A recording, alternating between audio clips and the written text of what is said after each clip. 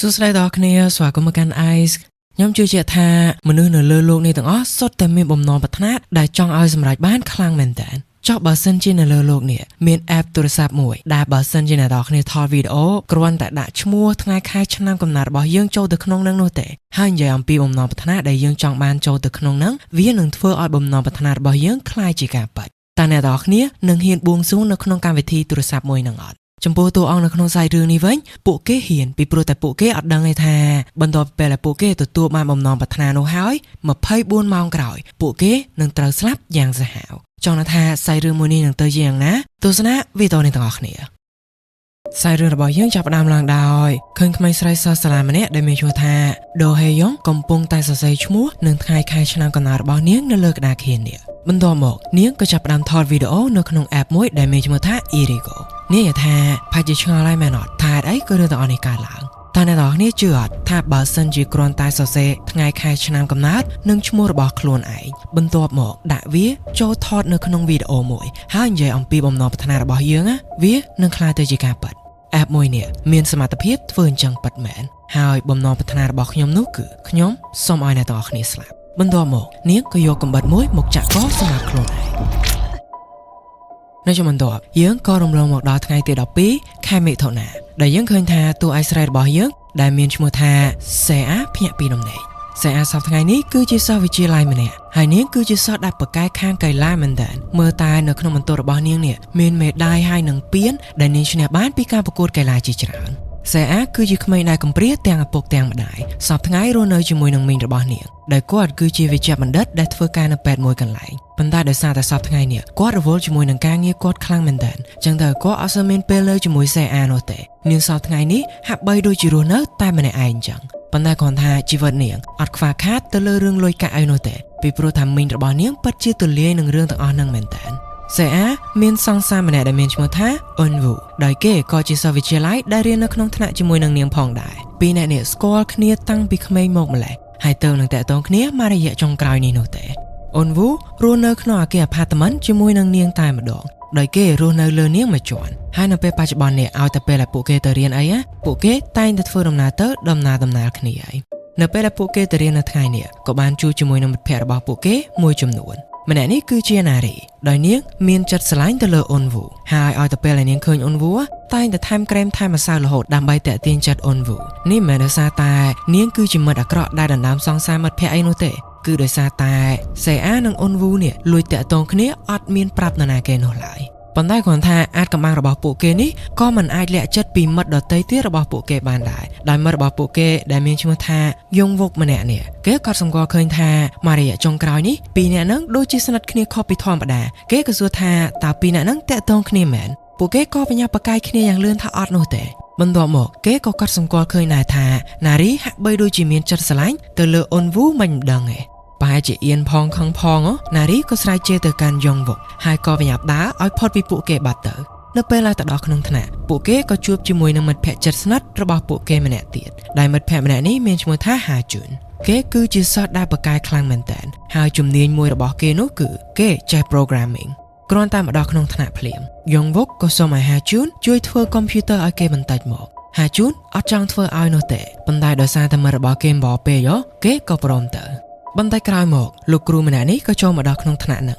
ងដើម្បីប្រកាសទៅកាន់សិស្សដទៃទៀតអំពីឈ្មោះសិស្សពីររូបដែលទទួលបានពិន្ទុពេញនៅក្នុងការប្រឡងគណិតវិទ្យានេះតែម្ដងដោយសិស្សម្នាក់នោះគាត់និយាយថាពួកគេប្រហែលជារំពឹងឲ្យថាម្នាក់នឹងនឹងទទួលបានលទ្ធផលល្អដោយម្នាក់នោះគឺជាហាជូនគ្រប់គ្នាក៏ទះដៃឲ្យហាជូនបន្ទាប់មកលោកគ្រូនេះក៏បន្តទៀតថាប៉ុន្តែសិស្សទី2ដែលគាត់នឹងប្រកាសឈ្មោះនេះគាត់ហ៊ានធានាថាគ្រប់គ្នានឹងនឹកស្មានដល់នោះទេថាគេបានបន្ទូលល្អក្នុងមុខវិជ្ជាគណិតនេះម្នាក់នោះគឺជាយ៉ងវុកគ្រប់គ្នាគ្រាន់តែលើបែបនេះក៏សម្លឹងមើលទៅកាន់យ៉ងវុកដោយសេចក្តីភ្ញាក់ផ្អើលមែនតើហើយយ៉ងវុកវិញក៏សឹងតែមិនជឿទៅលើអ្វីដែលគេស្ដាប់ឮផងដែរថាគេគឺជាសិស្សដែលទទួលបានបន្ទូលល្អបន្ទាប់ពីទទួលបានលទ្ធផលដ៏ល្អនេះភ្លាមទូរស័ព្ទរបស់យ៉ងវុកក៏រឡើងហើយវាគឺជា notification ចេញពី app Irigo ប្រាប់គេថាបំណងប្រាថ្នាដែលគេបានសុំហ្នឹងវាបានសម្រេចហើយនៅពេលចាញ់លេងយ៉ងវុកក៏ត្រូវបានមិត្តភ័ក្តិរបស់គេ4នាក់ទៀតព្រួតគ្នាសួរថាតើគេមានល្បិចអីបានជាធ្វើឲ្យគេប្រឡងបានលទ្ធផលល្អបែបនេះ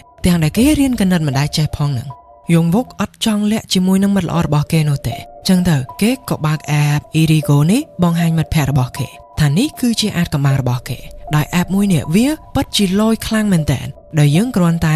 សរសេរថ្ងៃខែឆ្នាំកំណើតនិងឈ្មោះរបស់យើងទៅលើក្រដាសមួយបន្ទាប់មកយកវាទៅថតជាមួយនឹងមុខរបស់យើងនិយាយអំពីបំណងប្រាថ្នាដែលយើងចង់បានទៅហើយចុងក្រោយ upload វីដេអូមួយហ្នឹងចូលទៅក្នុង app ហ្នឹងទៅបំណងប្រាថ្នារបស់យើងនឹងក្លាយទៅជាការពិតហើយអូនវូក៏បញ្ញាប់បើកទូរស័ព្ទរបស់គេដើម្បីឆែករក app ហ្នឹងយ៉ាងលឿនប៉ុន្តែគេរកអត់ឃើញនោះទេយងវុកក៏តបទៅវិញថា app ហ្នឹងអត់មាននៅក្នុង Play Store ឬក៏ App Store នោះទេដោយបើសិនជានរណាគេចង់ download app ហ្នឹងគឺទាល់តែមាន link នេះបន្ទាប់មកគេក៏ផ្ញើសារ link ហ្នឹងទៅកាន់មិត្តភ័ក្តិរបស់គេ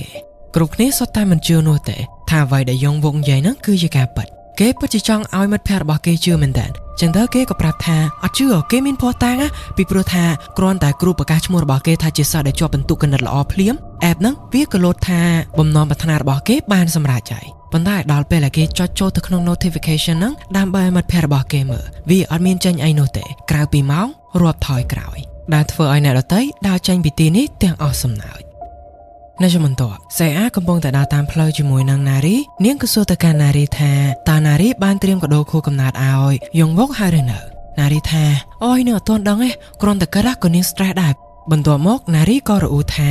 យងវុកដូចជាមិនទេអង្គួរណាពួកគេទាំងអស់គ្នាទ្រាំធ្វើជាមិត្តជាមួយនឹងយងវុកនោះឡើយនិយាយបានតែត្រឹមនេះណារីក៏អាក់សម្ដីរបស់នាងដោយសារតែយងវុកកំពុងតែឈរនៅពីមុខនឹងហើយទឹកមុខរបស់គេឡើងស្មើធេងតែម្ដងពេលនេះនាងភ័យមែនតើខ្លាចថាគេអាចនឹងលឺអ្វីដែលនាងនិយាយពីគេមិញហ្នឹងយងវុកក៏សួរទៅកាន់នាងថានាងនិយាយពីអីហ្នឹងបានជាគ្រាន់តែឃើញគេភ្លាមឈប់និយាយបែបហ្នឹងណារីពិតជា fake ខ្លាំងមែនតើនាងនិយាយទៅវិញថាអូមិញហ្នឹងនាងគ្រាន់តែពិភាក្សាជាមួយនឹងសេអាថាតើគួរទិញកាដូអីសម្រាប់គេនៅថ្ងៃខួបកំណើតនេះតែប៉ុណ្ណោះឬបែបហ្នឹងយងវុកក៏សើចវិញតែដល់ពេលណារីនិងសេអាដើរទៅបាត់គេក៏ទម្លាក់ទឹកមុខចុះវិញហាក់បីដូចជាមិញនេះគេឮអំពីអ្វីដែលណារីនិយាយប៉ុន្តែធ្វើពុតជាអត់ឮចឹងនៅឆ្នាំបន្ទាប់គឺជាម៉ោងដែលសិស្សទាំងអស់នេះចូលរៀនសិស្សគ្រប់គ្នាសុទ្ធតែផ្ដោតអារម្មណ៍ទៅលើការរៀនរបស់ពួកគេប៉ុន្តែយងវុកហាក់បីដូចជាអត់អាចផ្ដោតអារម្មណ៍ទៅលើការរៀនរបស់គេបាននោះឡើយស្របពេលនឹងដែរនៅក្នុងទីកន្លែងដាច់ស្រយាលមួយនេះវិញខ្យល់ក៏ចាប់ផ្ដើមបោកបក់យ៉ាងខ្លាំងហើយនារីម្នាក់នេះដែលមានឈ្មោះថា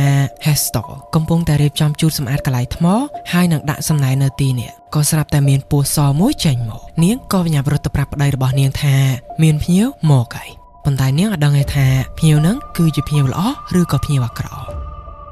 ់នៅជំនាន់តបខណៈពេលដែលកំពុងតែរៀនម៉ោងនេះយងវុកនៅតែអាចផ្ដោតអារម្មណ៍ជាមួយនឹងការរៀនរបស់គេបានអញ្ចឹងតើគេក៏យកថ្នាំនេះមកលេបដើម្បីឲ្យជួយគេអាចឲ្យផ្ដោតអារម្មណ៍លើការរៀនរបស់គេបានប៉ុន្តែលេបច្រើនគ្រាប់ទៅហើយវានៅតែអត់មានប្រសិទ្ធភាពនោះដែរហើយភ្លាមនោះទូរស័ព្ទរបស់គេក៏រលឡើងដោយលេខដែលតែមកគេនឹងគឺជាលេខរបស់សេអាគេក៏ទៅស្ដាប់ទូរស័ព្ទរបស់គេនៅខាងក្រៅដោយឮសេអាណារីអូនវូកំពុងតែនិយាយសើចចំអកមកកាន់គេថាអត់ចង់មកខួបកំណើតរបស់គេអីអញ្ចឹងណាប៉ុន្តែការនិយាយមួយហ្នឹងគឺហាក់បីដូចជាការច្រឡំតែមកដែលអត់ដឹងខ្លួននោះទេពីព្រោះថានៅពេលដែលយងវុកនិយាយទៅវិញថាអាឡូសេអាអ្នកដែលនៅម្ខាងទៀតហ្នឹងក៏ស្រាប់តែនិយាយថាចង្រៃយោហើយក៏ចុចបិទទូរស័ព្ទបាត់គេក៏តែទៅសេអាវិញប៉ុន្តែនាងអត់លើកទូរស័ព្ទរបស់គេនោះទេហើយនេះពិតជាធ្វើឲ្យយងវុកខូចចិត្តខ្លាំងមែនតើប៉ុន្តែអត់អរគ្នាការតែមិញហ្នឹងវាមិនមែនជាការពិតនោះទេពីព្រោះថាសេអានាងកំពុងតែរវល់ជាមួយនឹងគ្រូកីឡារបស់នាងនេះដែលគាត់បានប្រាប់ដំណឹងដ៏ល្អមួយមកកាន់នាងថានាងត្រូវបានគេជ្រើសរើសយកទៅធ្វើជាកីឡាករជម្រើសជាតិបន្ទាប់មកគាត់ក៏ប្រាប់ទៅកាន់នាងផងដែរថាចាប់ពីពេលនេះតទៅនាងនឹងត្រូវបន្ថែមការវឹកហាត់របស់នាងឲ្យកាន់តែខ្លាំងហើយសូម្បីតែចុងសប្តាហ៍នេះអីក៏នាងនឹងត្រូវធ្វើការវឹកហាត់ដែរនៅពេលដែលចេញពីរៀនសេអាក៏ប្រាប់ដំណឹងដ៏ល្អមួយនេះឲ្យទៅកាន់មិត្តប្រុសរបស់នាងដឹងអូនវូនៅពេលដែលស្ដាប់ឮដំណឹងនេះហើយគេក៏សប្បាយចិត្តមិនចាញ់សង្សារគេប្រមាណនោះដែរនៅពេលដែលមកដល់ផ្ទះវិញមីងរបស់សេអាផ្ញើសារមកប្រាប់នាងថាគាត់រវល់នៅពេលហើយអញ្ចឹងយប់នេះសេអាត្រូវគេងនៅផ្ទះម្នាក់ឯងទៀតហើយនាងក៏ស្រាប់តែនឹកឃើញថាចង់ហៅមិត្តប្រុសរបស់នាងមកញ៉ាំអីជុំគ្នានៅទីនេះខណៈពេលដែលកំពុងតែញ៉ាំមាត់បំពងយ៉ាងឆ្ងាញ់នេះទើបសេអាមើលឃើញថាទូរស័ព្ទរបស់នាងទទួលបាន miss call មួយពីយងវុកនាងក៏តែទៅគេវិញយងវុកលើកនាងក៏សួរថាហេតុអីក៏គេតែមកនាងបែបហ្នឹងយងវុកក៏និយាយទៅវិញថានាងតែមកខ្ញុំមុនតាបន្ទាប់មកគេក៏និយាយទៀតថានាងអត់អាចមកកម្មវិធីខួបកំណើតរបស់ខ្ញុំបានទេមែនអត់សេអាក៏និយាយទៅវិញយ៉ាងសោកសៅថាអូខ្ញុំសុំទោសផងណាដោយសារតែនៅចុងសប្តាហ៍នេះគ្រូកីឡាគាត់នឹងតម្រូវឲ្យខ្ញុំវឹកហាត់បន្ថែមទៀតចឹងទៅខ្ញុំពិតជាអាចទៅចូលរួមបានមែនហើយភ្លាមនោះយងវុកក៏បិទទូរស័ព្ទស្របពេលនឹងណាត្រឡប់មកកាន់ណារីនេះវិញនាងក៏ទទួលបានសារពីប្រុសម្នាក់ទៀតប្រាប់ថានៅពេលនេះគេកំពុងតែនៅក្នុងក្លឹបសប្បាយមែនតើ ណារីថានាងក៏ចង់ទៅលេងនៅក្នុងក្លឹបដែរប៉ុន្តែនាងអត់ទាន់គ្រប់អាយុនោះទេប្រុសម្នាក់នោះក៏ប្រាប់ឲ្យណារីផ្ញើរូបថតមួយសន្លឹករបស់នាងឲ្យទៅកាន់គេទៅគេនឹងធ្វើអត្តសញ្ញាណប័ណ្ណคล้ายៗឲ្យនាងដើម្បីឲ្យនាងអាចចូលមកក្នុងក្លឹបនេះបានដែរហើយណារីក៏ចូលទៅលេងនៅក្នុងក្លឹបនោះយ៉ាងសប្បាយរីករាយស្របពេលនឹងដែរត្រឡប់មកកាន់ហាជូនវិញពេលដែលយកកុំព្យូទ័ររបស់យ៉ុងវុកមកធ្វើគេក៏ស្រាប់តែនឹកឃើញដល់ពេលដែលយ៉ុងវុកមានមុខស្ងួតស្ងាត់នៅសាលារៀនគេក៏ចង់ផ្ញើសារទៅលេងមិត្តរបស់គេនោះប៉ុន្តែគេក៏ស្រាប់តែមើលឃើញលីងនេះដែលមិត្តរបស់គេបានផ្ញើឲ្យកាលពីព្រឹកមិញបំរុងនឹងចុចលីងហ្នឹងដើម្បី download app Irigo នោះហើយស្រាប់តែលេខទូរស័ព្ទបងស្រីរបស់គេតែមកគេយើងអត់ទាន់ដឹងទេថាគេមានរឿងអីជាមួយនឹងបងស្រីរបស់គេបានតែគ្រាន់ឃើញបងស្រីរបស់គេតែមកគេក៏ស្រាប់តែធុញទុកទូរស័ព្ទនឹងចោលលែងលើកទូរស័ព្ទហើយក៏លែងទាំង download app Irigo នោះដែរត្រឡប់មកកាន់សេអានិងអ៊ុនវូវិញម្ដងនាងក៏និយាយលេងជាមួយនឹងគេថាដូចជាធុញអត់ចង់វឹកហាត់នៅចុងសប្តាហ៍នេះមកទេប៉ុន្តែនាងអត់ហ៊ានសុំអ្នកគ្រូកីឡានោះដើម្បីផ្អាកការវឹកហាត់នឹងនោះឡើយភ្លាមនោះអ៊ុនវូក៏យកក្តារមួយសន្លឹកមកសរសេរថ្ងៃខែឆ្នាំកំណើតនិងឈ្មោះរបស់គេបន្ទាប់មកគេក៏ download app Irigo ហើយថតវីដេអូបួងសួងថាគេសុំឲ្យការវឹកហាត់កីឡារបស់សេអានៅចុងសប្តាហ៍នេះត្រូវលុបចោលវិញដោយការដែលគេធ្វើនេះតាមពិតទៅទាំងគេមិនជឿនោះទេថា app ហ្នឹងអាចធ្វើឲ្យបំណងប្រាថ្នាខ្លាចជាការពិតគឺគ្រាន់តែចង់ធ្វើការបួងសួងនេះដើម្បីលេងសើចសប្បាយជាមួយនឹងសង្សាររបស់គេតែប៉ុណ្ណោះប៉ុន្តែគេអត់នឹកស្មានដល់ថារឿងដែលគេធ្វើលេងមួយហ្នឹងវានឹងជះឥទ្ធិពលអាក្រក់មកកាន់គេវិញយ៉ាងខ្លាំងនៅថ្ងៃបន្ទាប់ដល់ម៉ោងរៀនហើយហ្នឹងណាយ៉ុងវុកនៅតែទ្រោបមុខលើតុរហូតភ្នែករបស់គេឡើងលៀនថ្លាយតែម្ដងសម្រាប់មកកាន់តុដែលណារីអង្គុយប៉ុន្តែគ្រាន់ថានៅព្រឹកនេះណារីមករៀនអត់ទាន់នោះទេចឹងទៅតុហ្នឹងទំនេរស្អាតអត់ដឹងថាគេសម្លក់ឲ្យពិតប្រាកដនោះទេសេអាសម្គាល់ឃើញចឹងនាងចេះតែកលែកមើលទៅមករហូតពីព្រោះពិតជាឆ្ងល់មែនតើថាយ៉ុងវុកសម្លឹងមើលទៅកាន់ឯគេភ្លាមនោះ app Irigo របស់គេក៏រលឡើងដល់នៅពេលនេះគេនៅសល់ពេលវេលាតែ2នាទីកន្លះទៀតតែប៉ុណ្ណោះគ្រូពេលដែលបរៀនឃើញសិស្សដេកទ្រោបលើតុអីចឹងគាត់មានសប្បាយចិត្តណាស់គាត់ក៏ស្រែកឲ្យគេអង្គុយឲ្យស្រួលបួលសិស្សនៅជុំវិញនោះពេលដែលឃើញគ្រូហៅយ៉ុងវុកហើយគេនៅតែបន្តទ្រោបលើតុបែបនេះទៀតពួកគេក៏ជួយកេះយ៉ុងវុកប៉ុន្តែយ៉ុងវុកក៏ស្រាប់តែកាច់កខ្លួនឯងយ៉ាងខ្លាំងបន្ទាប់មកគេក៏ឈប់កាច់ហើយក៏ដកកាំបិតមួយចេញមកឃើញបែបហ្នឹងសិស្សទាំងអស់គ្នាពិតជាភ័យមែនតើហើយចំពោះអ៊ុនវូវិញគេក៏ព្យាយាមទៅឆក់កាំបិតហ្នឹងពីមិត្តរបស់គេព្រោះខ្លាចថាមិត្តរបស់គេអាចនឹងធ្វើរងគ្រោះថ្នាក់អីផ្សេងប៉ុន្តែក៏ត្រូវយ៉ុងវុកដាក់ម្ដាយឡើងខ្ទាតចេញឆ្ងាយតែម្ដងយ៉ុងវុកក៏ស្រាប់តែបែរកាំបិតរបស់គេមកកាន់ទិសដៅរបស់សេអាប៉ុន្តែគោលដៅរបស់គេហ្នឹងហាក់បីដូចជាមិនមែនសេអានោះទេប៉ុន្តែតុរបស់ណារីនៅពីក្រោយសេអានេះទេគេក៏រត់សម្ដៅទៅកាន់នាងយ៉ាងខ្លាំងឡើងធ្វើឲ្យជញ្ជាំងនេះបាក់គេហើយនឹងសេអាដួលងើបលែងចង់រួចតែម្ដងអេបរបស់គេពេលនេះសល់តែ30វិនាទីទៀតនោះទេយ៉ុងវុកនិយាយថាជួយខ្ញុំផងហើយភ្លាមនោះគេក៏ស្រាប់តែហាក់បីដូចជាត្រវៃម្យ៉ាងទាញឲ្យឈរមកវិញហើយក៏យកកាំបិតនេះមកចាក់អាកសម្រាប់ខ្លួនឯងនៅចំពោះមុខសេអាតែម្ដងហើយនៅក្នុងដៃរបស់គេវិញវាគឺជា app Irigo ដែលម៉ោងរាប់ថយក្រោយរបស់គេនៅពេលនេះគឺ0សួស្តីដល់គ្នាស្វាគមន៍មកកាន់ Ice នេះគឺជាភាគទី2របស់រឿង If Wishes Could Kill ពេលនេះចាប់ផ្ដើមឡើងដោយយើងសម័យតកាលនៅតែតកានៅពេលដែលសេអាមករស់នៅជាមួយនឹងមីងរបស់នាងដំបូងនៅថ្ងៃទី1ដែលនាងចូលមករៀននៅសាលាថ្មីនេះអ្នកដែលនាងបានជួបដំបូងគេគឺអ៊ុនវូហើយគេមើលទៅហាក់បីដូចជាចាប់អារម្មណ៍នាងតាំងពីនៅក្មេងមកម្ល៉េះប៉ុន្តែគេរៀងអៀនជាមួយនាងចំពោះមករួមថ្នាក់ដតីទៀតរបស់សេអាវិញណាពេលដែលសេអាមកដល់ថ្ងៃទី1បែបនេះពួកគេក៏នាំគ្នានិយាយថាសេអាគឺជាក្មេងកំព្រាឪពុកម្ដាយរបស់នាងប្រហែលជាបានសម្លាប់ខ្លួនហើយមើលទៅហើយក្មេងខ្លះទៀតក៏បាននិយាយតែមិនដឹងខ្យល់អីផងដែរថាប្រហែលជាសេអាសម្លាប់ឪពុកម្ដាយរបស់នាងផងក៏មិនដឹងឬបែបនេះសេអាខំមែនតើបំរុងនឹងងើបទៅតតាំងជាមួយនឹងសិស្សទាំងអស់នោះហើយប៉ុន្តែភ្លាមនោះអ៊ុនវូក៏ទៅនិយាយរាក់ទាក់ជាមួយនឹងនាងបន្ទាប់មកណារីក៏ទៅណែនាំខ្លួននាងក៏ណែនាំឲ្យសេអាស្គាល់ជាមួយនឹងហាជុនហើយហាជុនណាគ្រាន់តែមើលឃើញសេអាភ្លាមគេក៏ហាក់បីដូចជាលងស្រឡាញ់នាងដែរចុងក្រោយគេនាងក៏ស្គាល់ជាមួយនឹងយ៉ុងវុកដោយគេបានបកគលបន្តោងមួយនេះឲ្យមកកាន់នាងធ្វើជាអំណោយហើយចាប់តាំងពីពេលហ្នឹងមកពួកគេក៏ក្លាយជាមិត្តភក្តិល្អជាមួយនឹងគ្នារហូតហើយចំពោះបន្តោងមួយហ្នឹងសេអារក្សាទុករហូតមកដល់សប្តាហ៍ថ្ងៃនេះត្រឡប់មកកាន់ពេលបច្ចុប្បន្នវិញក្រុមប៉ូលីសក៏មកធ្វើការស៊ើបអង្កេតអំពីការស្លាប់របស់យ៉ុងវុកដោយបន្ទាប់ពីពេលមើលវីដេអូកាមេរ៉ាសុវត្ថិភាពហើយឃើញថាយ៉ុងវុកអាចក៏សម្លាប់ខ្លួនឯងទេក្រុមប៉ូលីសក៏បិទសំណុំរឿងក្តីតែត្រឹមហ្នឹងដោយចាត់ទុកថាការស្លាប់របស់គេហ្នឹងគឺគ្រាន់តែជាអំពើអត្តឃាតធម្មតាតែប៉ុណ្ណោះ ត្រឡប់មកកាន់សេអាវិញម្ដងនាងពិតជារន្ធត់ចិត្តអំពីការស្លាប់របស់មិត្តល្អនាងខ្លាំងមែនទែនហើយនាងក៏នឹកឃើញទៅដល់អតីតកាលនេះគឺបន្ទាប់ពីពេលដែលនាងបានញ៉ាំមាត់បំពងជាមួយនឹងសង្សាររបស់នាងបានមករកយងវុកដល់ផ្ទះដើម្បីយកកាដូ birthday របស់គេមកឲ្យគេនិងសុំទោសគេផងដែរថានៅពិធីខួបកំណើតរបស់គេនៅថ្ងៃមុខនោះនាងនៅអត់បានទៅចូលរួមនោះទេហើយយងវុកសឹងតែមិនចង់យកនោះទេគឺទោះតែសេអាបង្ខំបានគេព្រមយកហើយមុនពេលដែលសេអាត្រឡប់មកវិញគេក៏បានប្រាប់នាងផងដែរថាការពីល្ងាចមិញហ្នឹងហាក់បីដូចជាមានរឿងចម្លែកកើតឡើងមកលើគេមែនតើពីព្រោះថាគេទទួលបានការហៅចូលមួយពីលេខទូរស័ព្ទរបស់នាងប៉ុន្តែនៅពេលដែលគេលើមកស្ដាប់មកឮអ្នកដែលនិយាយនៅម្ខាងទៀតហ្នឹងហាក់បីដូចជាមិនមែននាងនោះទេសេអាក៏បំរុងទៅផ្លាកៅអៅនៅកន្លែង locker room ហើយនៅទីនោះនាងក៏បានជួបជាមួយនឹងគ្រូកីឡារបស់នាងគាត់ក៏មកសួរនាងទាំងភ័យបារម្ភថាតើនាងមិនយ៉ាងមានត្រូវត្រង់ណាអីអន់ចឹងទៅ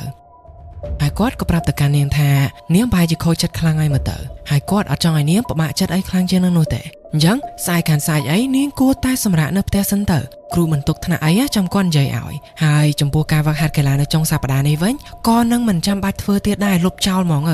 គ្រាន់តែអ្នកគ្រូរបស់នាងនិយាយមកដល់ការលុបចោលការវឹកហាត់នេះភ្លាមនាងក៏ស្រាប់តែនឹកឃើញដល់ការបួងសួងដែលសង្សាររបស់នាងបានធ្វើការពីយប់មិញគឺគេបួងសួងឲ្យការវឹកហាត់កីឡារបស់នាងនៅចុងសប្តាហ៍នេះត្រូវលុបចោលសេអាគឺជាមនុស្សឆ្លាតខ្លាំងមែនទែនគ្រាន់តែមានរឿងប៉ុណ្ណឹងកើតឡើងឯណានាងអាចយល់គ្រប់យ៉ាងតែម្ដងថា app Irigo មួយនោះពិតជាអាចធ្វើឲ្យការបួងសួងคล้ายទៅជាការពិតមែនហើយបន្ទាប់ពីពេលដែលវាធ្វើឲ្យការបួងសួងរបស់អ្នកណាមួយคล้ายទៅជាការពិតហើយអ្នកនោះនឹងស្លាប់តាមម៉ោងដែលរាប់ថយក្រោយរបស់ app Irigo នោះសេអាអត់ចង់ឲ្យការបួងសួងរបស់អ៊ុនវូคล้ายទៅជាការពិតនោះទេអញ្ចឹងទៅនាងក៏ប្រកែកជាមួយអ្នកគ្រូនាងវិញថាអត់អីទេចុងសប្តាហ៍នេះនាងអាចវឹកហាត់បានប៉ុន្តែភ្លាមនោះស្រាប់តែរបស់មួយនេះធ្លាក់មកប៊ីនឹងចំពួកគេតែម្ដងដែលធ្វើឲ្យអ្នកគ្រូកីឡានេះនៅតែលុបចោលការវឹកហាត់នៅចុងសប្តាហ៍នេះដដែលពីព្រោះថាបើទោះបីជាសេអានិយាយថានាងមានភាពរឹងមាំគ្រប់គ្រាន់អាចមកវឹកហាត់បាននៅចុងសប្តាហ៍នេះក៏ពិតមែនប៉ុន្តែទីលានហាត់កីឡានេះមានរបស់ធ្លាក់បាក់បែកមកអញ្ចឹងវាអត់មានសុវត្ថិភាពគ្រប់គ្រាន់ឲ្យនរណាគេវឹកហាត់នៅទីនេះនោះទេគឺទាល់តែមាននរណាគេមកជួសជុលរួចទើបវាមានសុវត្ថិភាពគ្រប់គ្រាន់អាចឲ្យបន្តការវឹកហាត់បានអញ្ចឹងការបួងសួងរបស់អ៊ុនវូ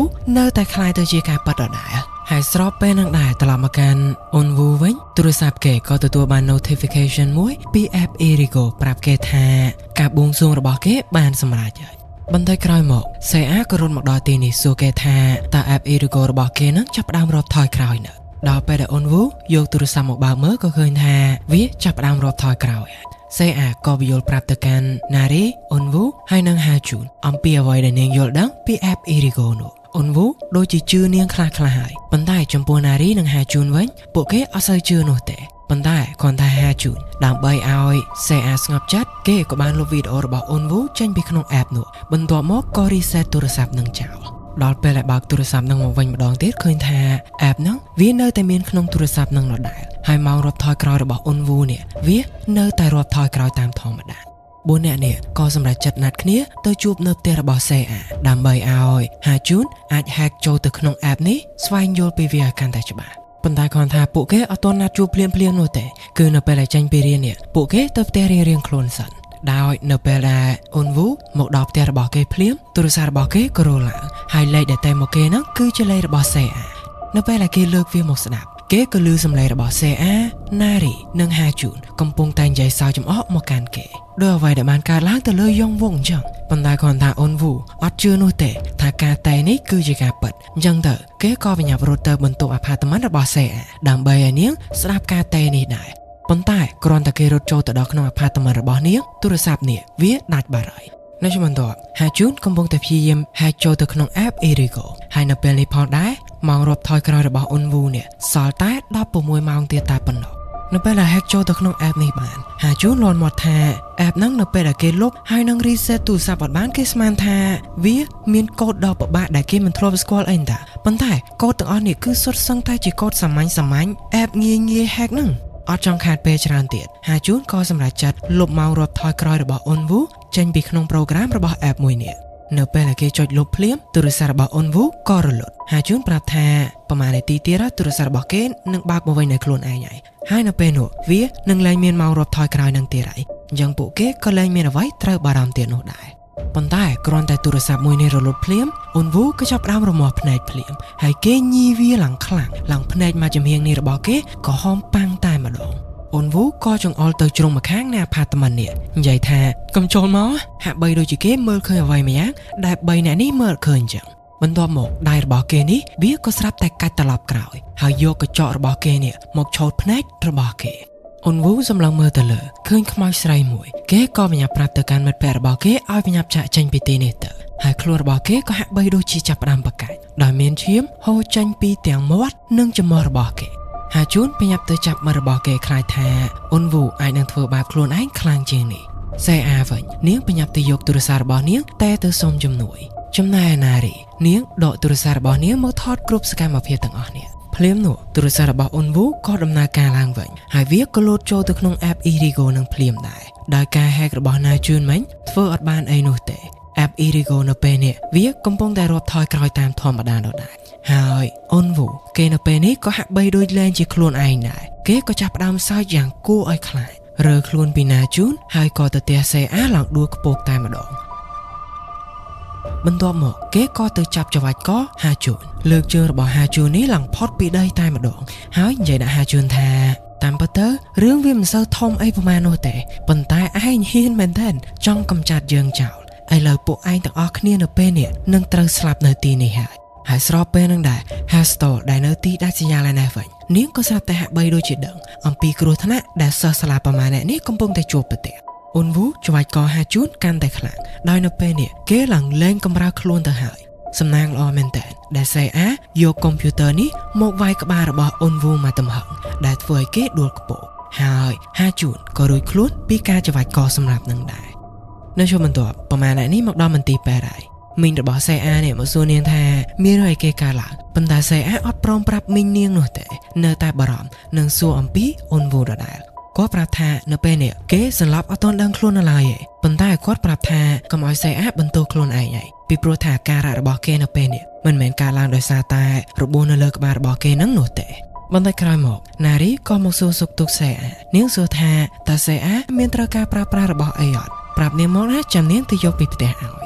សេអាថាអត់ត្រូវការអីនោះទេប៉ុន្តែណារីមានរបស់នាងនៅផ្ទះសេអាឡើយនឹងបើសិនជាណារីត្រូវការទៅយករបស់ហ្នឹងអាចទៅយកបានហើយនាងក៏បានប្រាប់លេខកូដសម្ងាត់របស់ផ្ទះនាងនេះឲ្យណារីដឹងដើម្បីឲ្យណារីអាចចូលទៅក្នុងនោះយករបស់បាននៅខ្លួនឯង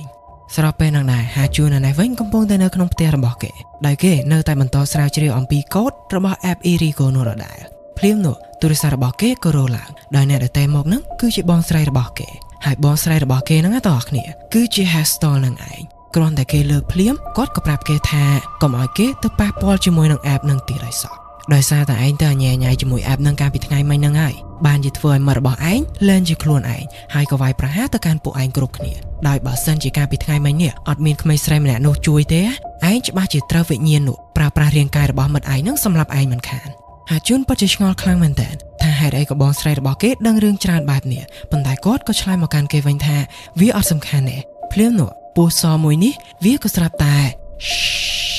ហើយ Hastol ក៏សួរទៅកាន់ប្អូនប្រុសរបស់ខ្លួនឯងថាតើក្មេងស្រីដែលបានជួយគេកាលពីថ្ងៃមិញហ្នឹងនាងនៅណាឆាប់ទៅរកនាងឲ្យលឿននៅពីព្រោះថានាងនៅពេលនេះកំពុងតែស្ថិតនៅក្នុងគ្រោះថ្នាក់ហើយហាជូនក៏បញ្ញាប់ចាក់ចេញពីផ្ទះរបស់គេដើម្បីត្រឡប់ទៅពេទ្យនោះវិញហើយស្របពេលហ្នឹងដែរសេអាកំពុងតែនៅពីមុខបន្ទប់ពេទ្យរបស់អូនវូដែលអូនវូនៅពេលនេះកំពុងតែស្ថិតនៅក្នុងគ្រោះថ្នាក់ខ្លាំងមែនទែនមានពេទ្យជាច្រើននៅក្នុងបន្ទប់របស់គេកំពុងតែព្យាយាមជួយសង្គ្រោះជីវិតរបស់គេត្រឡប់មកវិញដោយសកម្មភាពទាំងអស់នេះធ្វើឲ្យសេអានៅឃើញដល់ការពីពេលដែលនាងនៅក្មេងនៅពេលដែលឪពុកម្ដាយរបស់នាងជួបគ្រោះថ្នាក់ហើយគាត់ទាំងពីរនោះត្រូវបានពេទ្យដទៃទៀតព្យាយាមជួយសង្គ្រោះប៉ុន្តែជួយអត់បាននោះទេ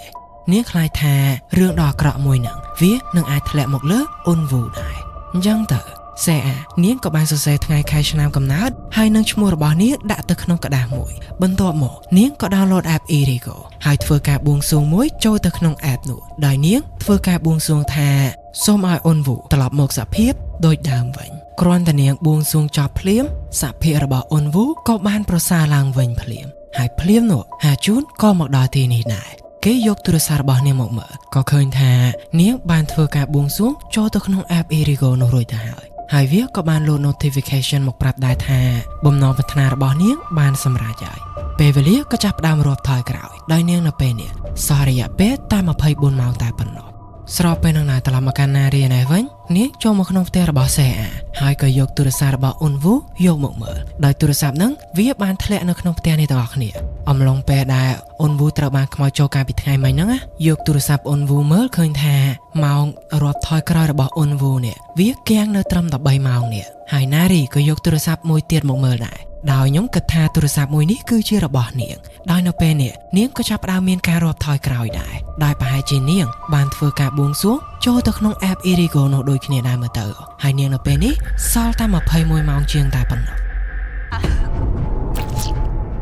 សួស្តីដល់អ្នកគ្នាស្វាគមន៍មកកាន់ Ice នេះគឺជាភាគទី3របស់រឿង If Wishes Could Killពេលនេះចាប់ផ្ដើមឡើងដោយបន្ទាប់ពីពេលដែលហាជូនមើលឃើញថាសេអាបានធ្វើការបួងសួងទៅលើ app Irigo នោះរួចគេក៏ហៅនាងឲ្យទៅជួបជាមួយនឹងបងស្រីរបស់គេសេអាក៏សួរតែឆ្ងល់ថាទៅជួបក្រែងលោកធ្លាប់ប្រាប់ខ្ញុំថាបងស្រីរបស់លោកទៅបរទេសហើយហាជូនក៏បកស្រាយប្រាប់នាងថាតាមពិតទៅគេក៏ហក់នោះទេតាំងពីដើមឡើយបងស្រីរបស់គេនៅកូរ៉េរហូតពីព្រោះថាខ្មាស់គេខ្លាំងពេកដែលបងស្រីរបស់គេមានការងារធ្វើល្អសុកក៏ស្រាប់តែលាឈប់ពីការងារបដូរឈ្មោះខ្លួនឯងហើយក៏ទៅធ្វើជាគ្រូសាល់នៅកណ្ដាលព្រៃទៅវិញការដែលពួកគេធ្វើដំណើរទៅផ្ទះរបស់ Heston ហ្នឹងវាត្រូវជិះឡានតាក់ស៊ីឡើងមកលើភ្នំដ៏ស្ងាត់មួយនេះហើយជិះមិនទាន់ទាំងដល់ផងក៏ចំកន្លែងដើមឈើបាក់ខាំងផ្លូវនេះទៀតអញ្ចឹងទៅមានតែពីរនាក់នេះចុះដើរទៅមុខដោយខ្លួនឯងនោះទេ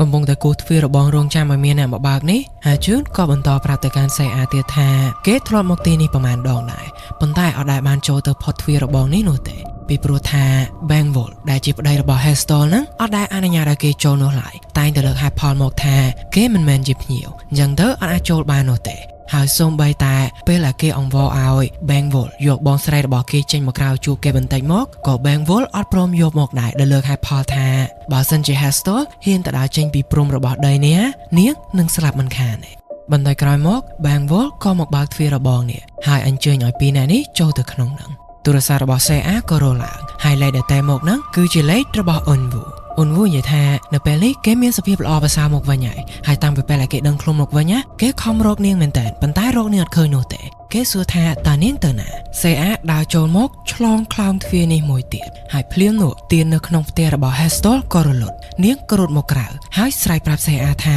កុំឲ្យឆ្លើយជាមួយនឹងគេឲ្យសោះពីព្រោះថានោះមិនមែនជាមិត្តប្រុសរបស់នាងនោះទេភ្លាមនោះភ្នែករបស់សេអាក៏ប្រែទៅជាបែបនេះហើយនាងក៏កម្រើកខ្លួនឯងឡើងបាន Heston ក៏យកខ្សែចងដៃរបស់សេអានិងទាញវាឲ្យឆ្ងាយពីមុខរបស់នាងតែសេអាក៏ងាកកឡើងសឹងតែ360ដឺក្រេតែម្ដង Heston ក៏អាចទាញទម្លាក់ទូរស័ព្ទនឹងពីដៃរបស់សេអាបានហើយភ្លាមនោះនាងក៏សន្លប់បាត់ស្មារតីបាត់ហាជូនបារម្ភពីសេអាមែនទែនបំរុងនឹងរត់មកជួយសេអាដែរប៉ុន្តែត្រូវពីអ្នកប្តីប្រពន្ធនេះគាត់ប្រាប់ថាអត់ឲ្យប៉ះសេអានោះទេហើយនឹងនិយាយប្រាប់ហាជូនផងដែរថានៅពេលនេះព្រលឹងរបស់សេអាកំពុងតែត្រូវបិសាចនោះយកទៅឃុំឃាំងហើយគាត់ត្រូវតែធ្វើពិធីមួយដើម្បីជួយឲ្យព្រលឹងសេអាចេញមកវិញបានដោយបើសិនជា Heston អត់អាចយកព្រលឹងរបស់សេអាចេញមកវិញទាន់ពេលវេលាទេនាងអាចនឹងស្លាប់បានពួកគេរៀបចំធ្វើពិធីមួយនៅក្នុងកន្លែងដែលមានអបោកថ្មនេះប្រាប់ឲ្យហាជូននៅក្នុងបន្ទប់នេះហើយដោយមិនថាមានរឿងអី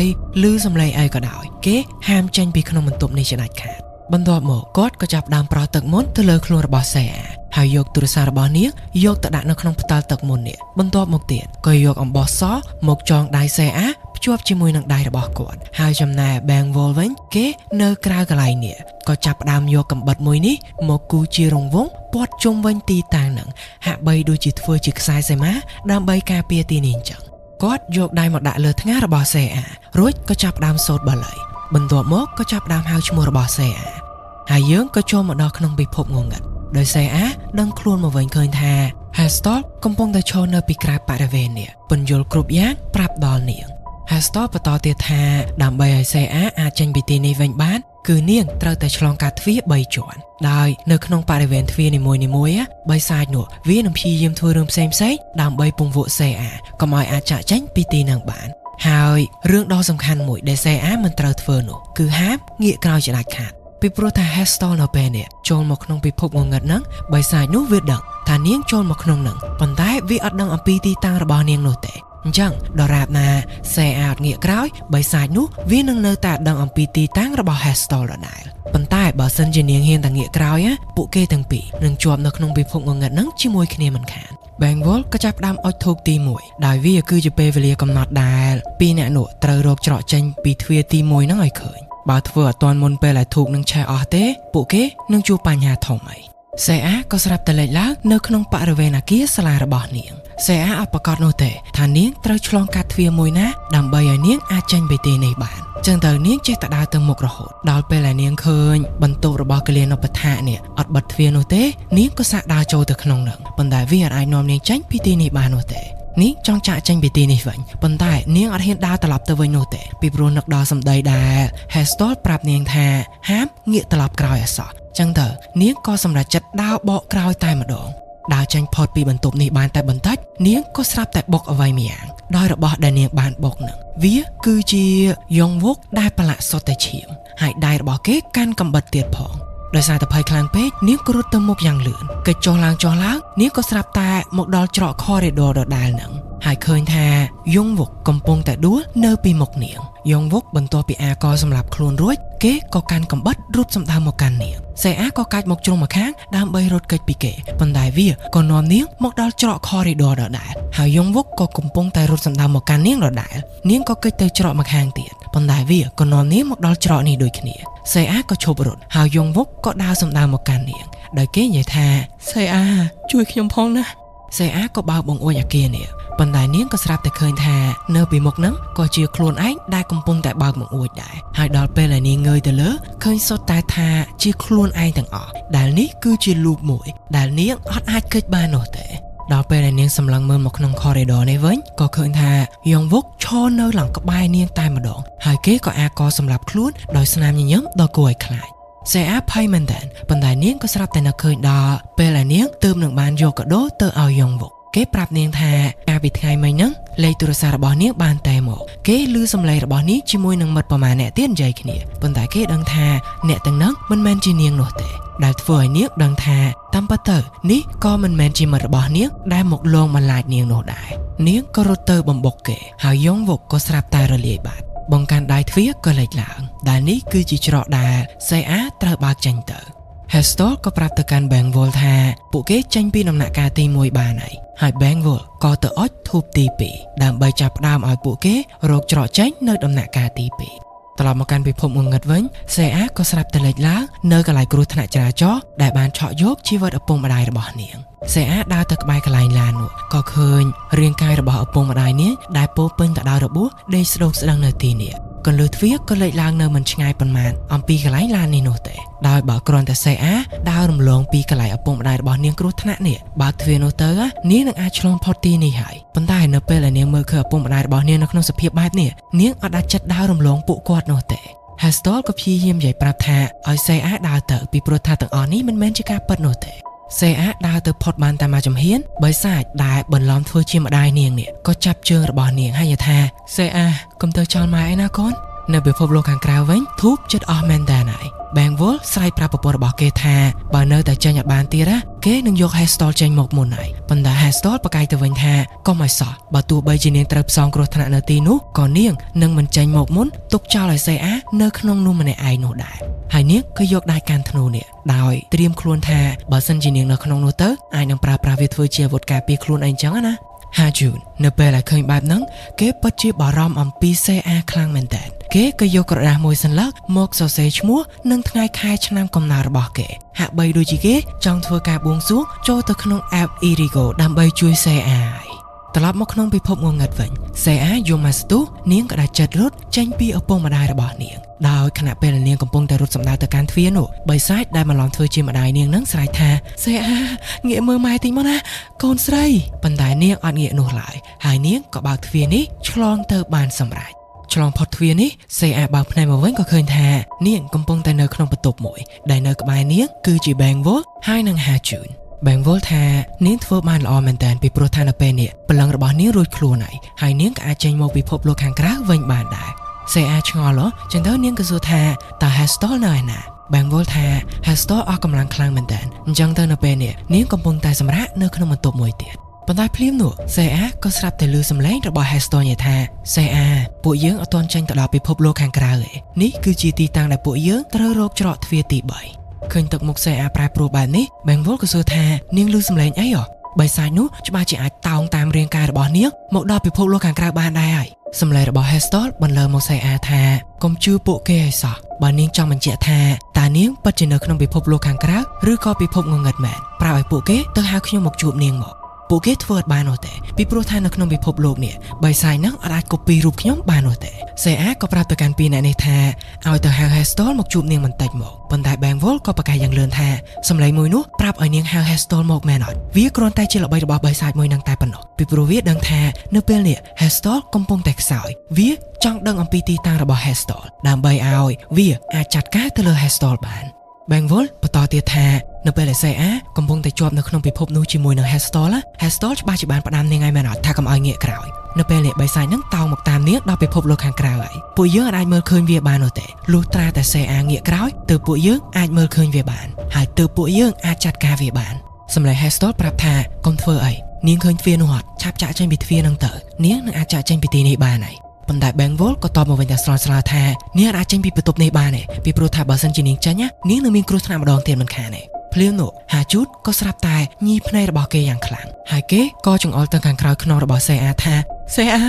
បិសាចនោះវានៅក្រោយនាងដោយនេះគឺដូចជារលដងបន្ទាប់ពីពេលដែលនរណាគេបួងសួងហើយពួកគេនឹងមើលឃើញខ្មោចនោះសេអាក៏សួរទៅកាន់ហាជូនថាហេតុអីក៏លោកអាចមើលឃើញវាដែរអញ្ចឹងហាជូនក៏បកស្រាយប្រាប់ថាដោយសារតែនៅពេលហ្នឹងគេបារម្ភខ្លាចថានាងនឹងមានគ្រោះថ្នាក់ពេកអញ្ចឹងទៅគេក៏បានធ្វើការបួងសួងនៅក្នុង App Irigo ដែរពេលនេះសេអាពិតជាភ័យខ្លាំងមែនតើហើយ Bangwol ក៏ស្រែកប្រាប់នាងថាមានវិធីតែមួយគត់ដែលអាចឲ្យពួកគេជួយហាជូនបានគឺលុះត្រាតែនាងងាកទៅក្រោយដើម្បីបង្ហាញរូបរាងបិសាចនឹងឲ្យគេឃើញទើបគេអាចចាត់ការបិសាចនឹងបានសេអានៅពេលនេះចាញ់បោកទៅលើពួកបិសាចនឹងហើយនាងក៏ងាកក្រោយភ្លាមនោះភ្នែកដ៏ក្រហមរបស់បិសាចនឹងក៏លេចឡើងហើយវាក៏និយាយថា Heston ខ្ញុំរកឃើញនាងហើយនៅពិភពលោកខាងក្រៅរបាំងមុខរបស់ Heston ក៏បែកហើយនាងក៏ចាប់ផ្ដើមក្អួតឈាមHeston ស្រែកប្រាប់ប្តីរបស់នាងថាបិសាចនោះរកនាងឃើញហើយប្តីរបស់នាងក៏វិញ្ញាបរត់ទៅឲ្យធូបមួយទៀតហើយប្រាប់ថាពួកគេមានពេលតែ3នាទីតែប៉ុណ្ណោះត្រូវតែរកផ្លូវចេញឲ្យឃើញ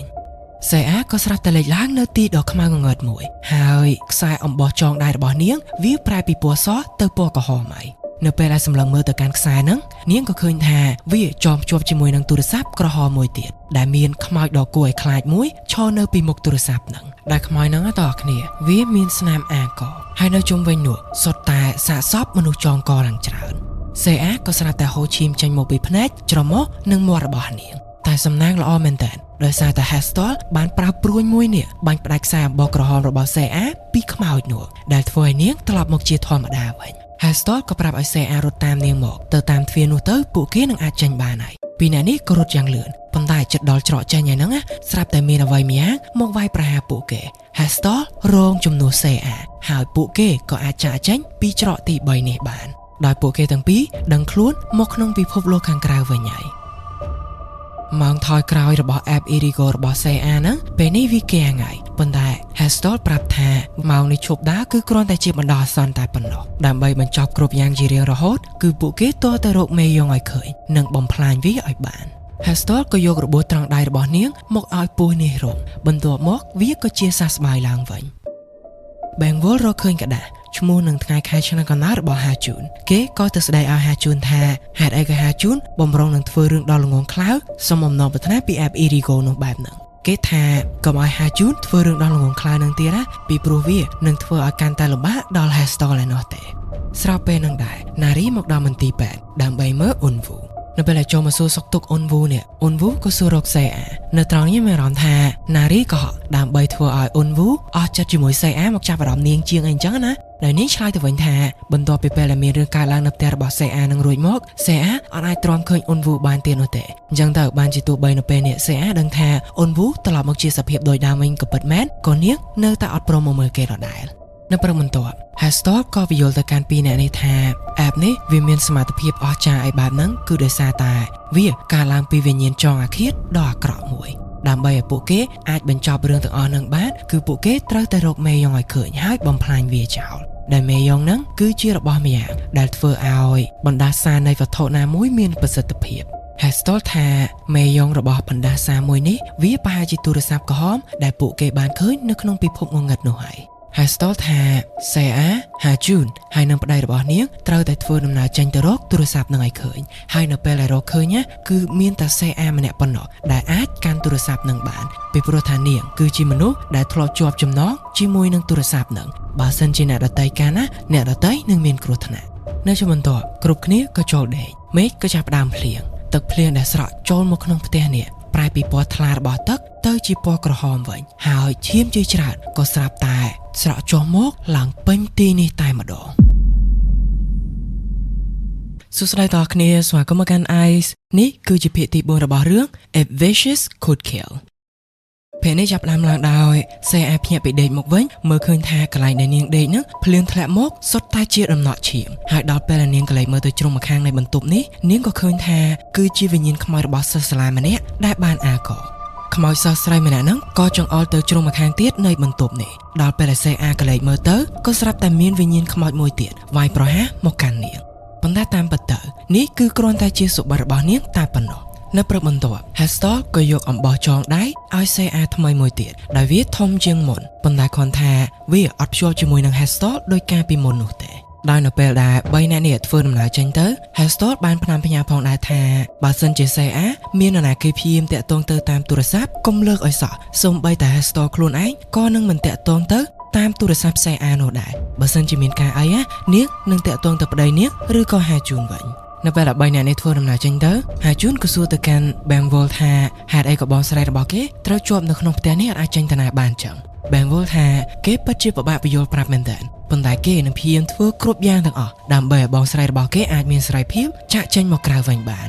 ត្រឡប់មកកាន់អ៊ុនវូវិញម្ដងគេក៏លបចេញពីពេទ្យដើម្បីទៅរកសេអាដល់ផ្ទះរបស់នាងតែម្ដងប៉ុន្តែនៅពេលដែលគេទៅដល់ទីនោះគេពិតជាភ្ញាក់ផ្អើលមែនតើនៅពេលដែលឃើញណារីនៅទីនោះទៅវិញដោយសារតែសេអានៅផ្ទះរបស់នាងទេអញ្ចឹងអ៊ុនវូក៏ចង់រកទូរស័ព្ទរបស់គេដែលជ្រុះបាត់នៅថ្ងៃដែលគេត្រូវវិញ្ញាណខ្មោចនោះចូលប៉ុន្តែមិនថាគេរកយ៉ាងណាក៏រកអត់ឃើញនោះដែរដោយសារតែទូរស័ព្ទហ្នឹងត្រូវបានណារីយកទៅបាត់ហើយប៉ុន្តែនាងក៏ប្រាប់អ៊ុនវូដែរថាទូរស័ព្ទហ្នឹងត្រូវបាននាងយកទៅគឺនាងនៅតែបន្តឲ្យគេរកដោយខ្លួនឯង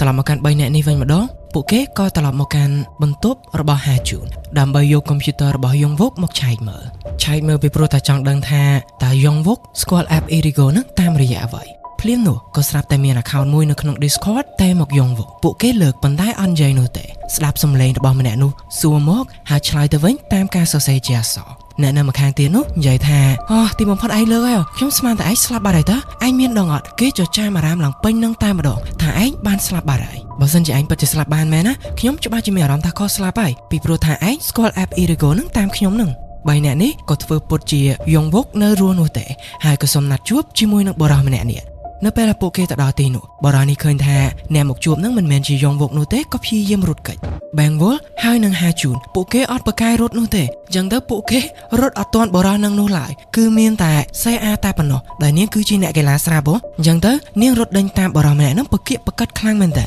បរិះនេះក៏សម្រេចចិត្តរត់ឡើងទៅលើតវផ្ទះអ្នកដទៃហើយនៅពេលដែលគេរត់តាមក្តារនេះផុតគេក៏ទម្លាក់ក្តារនឹងចោលពីព្រោះអត់ចង់ឲ្យសេអារត់តាមគេទៀតនោះទេ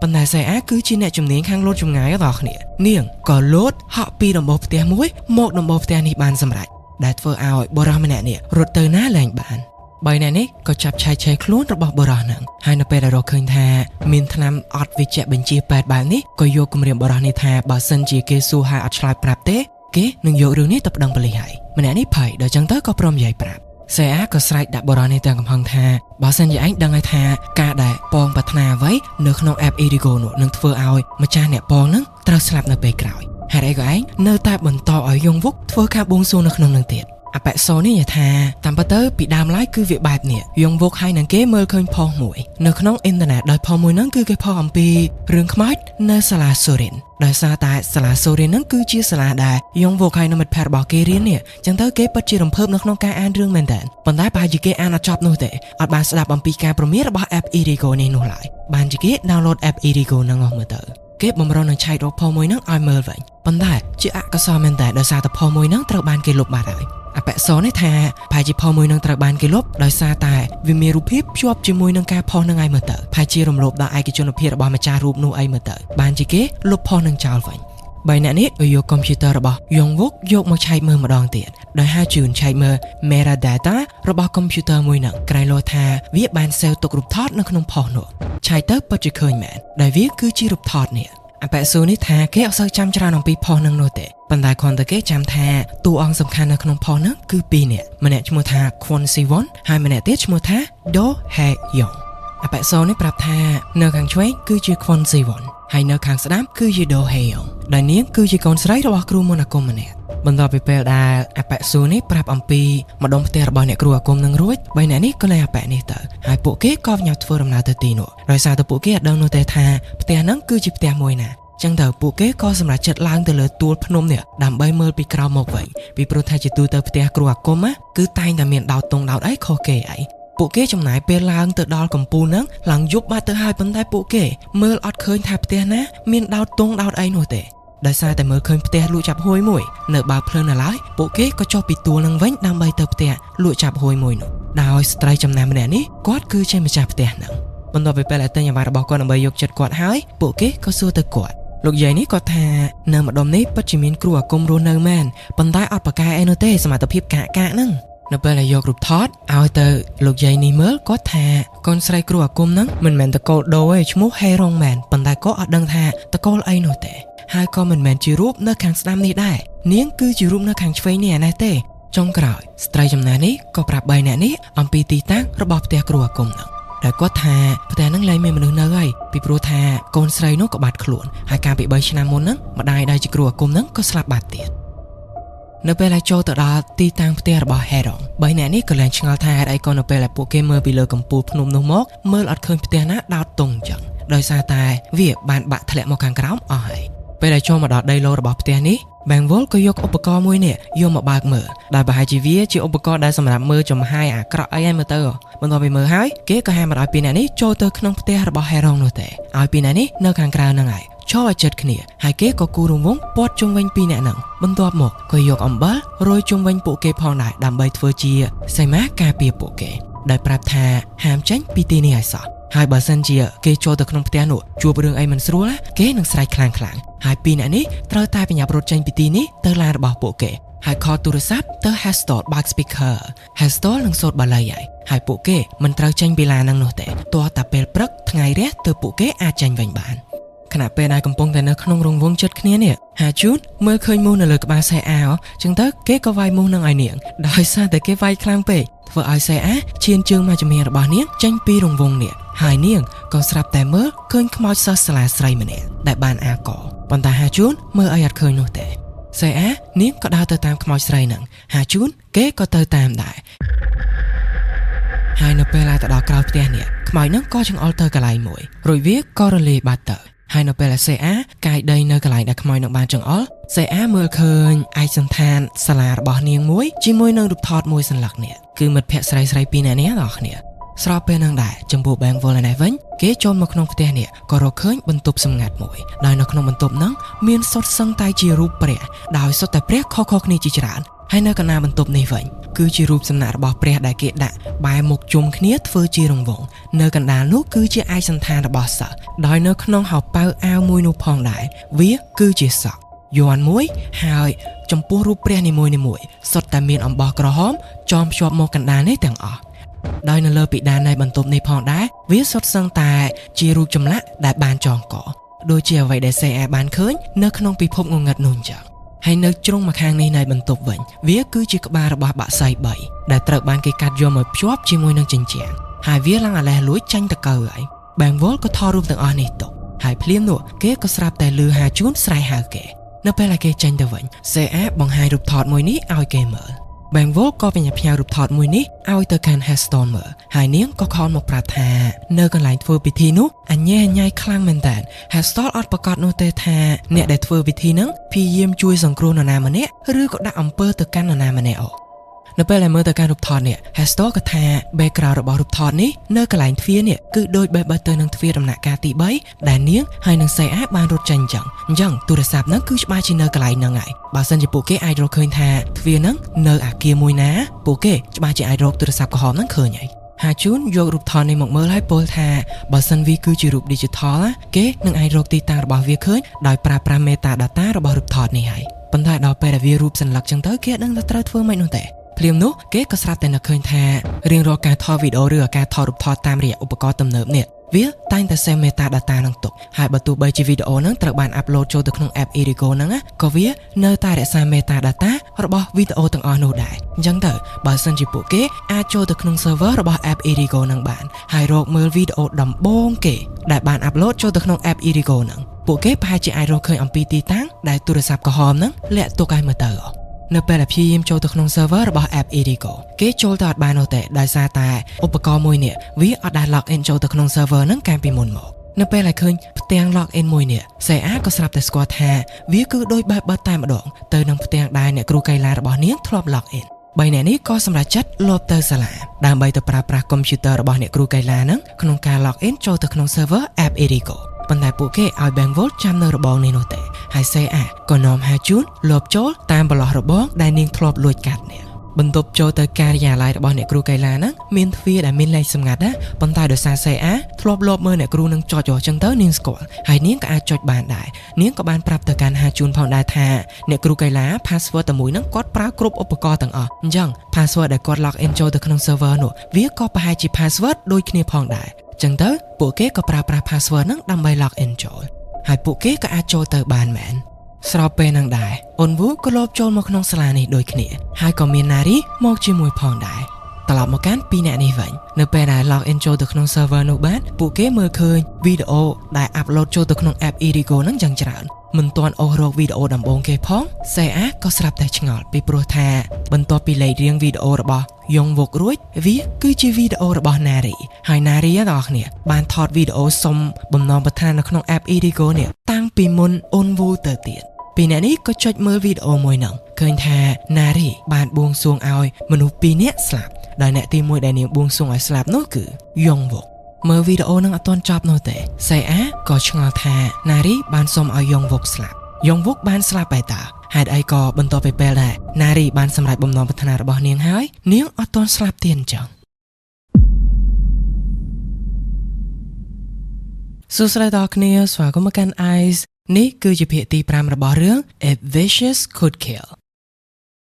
ពេលនេះចាប់ផ្ដើមឡើងដោយយើងត្រឡប់ទៅកាន់អតីតកាលវិញនេះគឺជាយប់ដែលណារីចូលទៅក្នុងក្លឹបមួយនោះជួបមនុស្សដែលនាងស្គាល់2នាក់ទៀតម្នាក់ឈ្មោះថាដងជេនិងម្នាក់ទៀតឈ្មោះថាហេជីនបន្ទាប់ពីពេលដែល3នាក់នេះផឹកស៊ីស្វឹងជាមួយគ្នារួចមកណារីក៏ប្រាប់2នាក់នេះអំពី app Irigo ដែលយ៉ុងវុកទើបនឹងបានណែនាំឲ្យនាងស្គាល់កាលពីថ្ងៃមិញ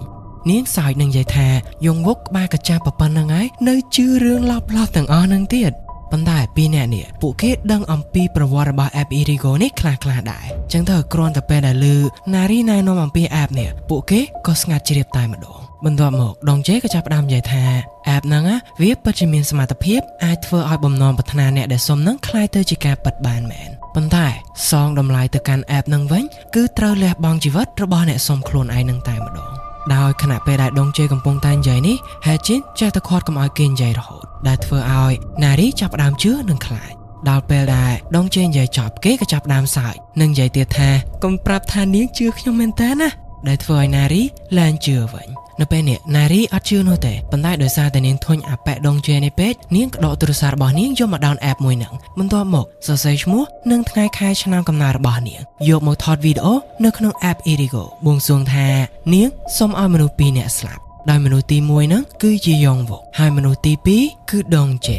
ហេជីននៅពេលដែលឃើញបែបហ្នឹងនាងក៏ព្យាយាមខាត់កុំឲ្យណារីថតវីដេអូបួងសួងនេះអីប៉ុន្តែនាងអាចខាត់ណារីទាន់ពេលនោះទេ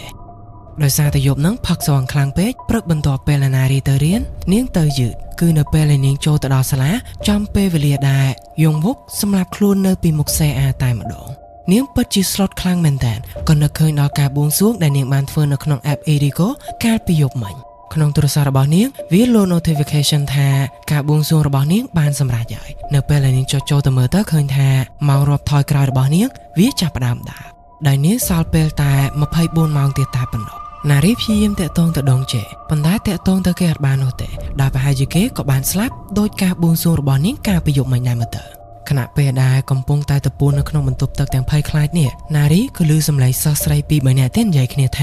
យងវុកនឹងស្លាប់ដោយសារតែណារីនឹងឯងហើយសំឡេងទាំងអស់នោះក៏និយាយទៀតថាអូយប្រហែលជាអ្នកបន្ទាប់ដែលណារីធ្វើបាបនឹងអាចជាសេអាយមើលទៅពីព្រោះសេអាតាក់ទងជាមួយនឹងអ៊ុនយូហើយមើលទៅណារីដោយអាឡែមដាក់អ៊ុនវូសឹងអីហ្នឹងមែនហើយនាងមិនខុសពីម៉ែរបស់នាងទេព្រោះអីម៉ែរបស់នាងក៏បានផិតឪនាងដែរខឹងខ្លាំងមែនតើណារីក៏ដើរចេញពីបន្ទប់ទឹកចង់ទៅតតាំងជាមួយនឹងសម្លេងសិស្សទាំងអស់នោះប៉ុន្តែនៅពេលដែលចេញទៅក្រៅទៅអត់មាននរណាគេនៅទីហ្នឹងនោះទេដោយនេះគ្រាន់តែជាការបោកបញ្ឆោតរបស់វិញ្ញាណខ្មោចនោះតែប៉ុណ្ណោះប៉ុន្តែណារីអត់ដឹងនោះទេថាវាគឺជាការធ្វើរបស់វិញ្ញាណខ្មោចពេលណារីដើរចេញពីបន្ទប់ទឹកវិញនាងក៏ប្រទះឃើញសេអារត់មករកអ៊ុនវូដើម្បីឆែកមើលទូរស័ព្ទរបស់គេថាតើមករាប់ថយក្រោយរបស់គេក្នុង app Irigo ហ្នឹងវាដើរឬនៅពេលដែលឃើញថាវាដើរហើយសេអាក៏បបួលមករបស់នាងទាំង3នាក់នេះមកនិយាយប្រាប់បន្ទាប់ពីពេលដែលសេអារៀបរាប់អំពី app Irigo នឹងឲ្យអស់ហើយតាមពិតទៅណារីមានរឿងហ្នឹងកើតឡើងចំពោះខ្លួនឯងដែរនាងរៀងជឿដែរហើយប៉ុន្តែនាងធ្វើពុតជាអត់ជឿអត់ដឹងអីទាំងអស់បន្ទាប់ពីនិយាយគ្នាចប់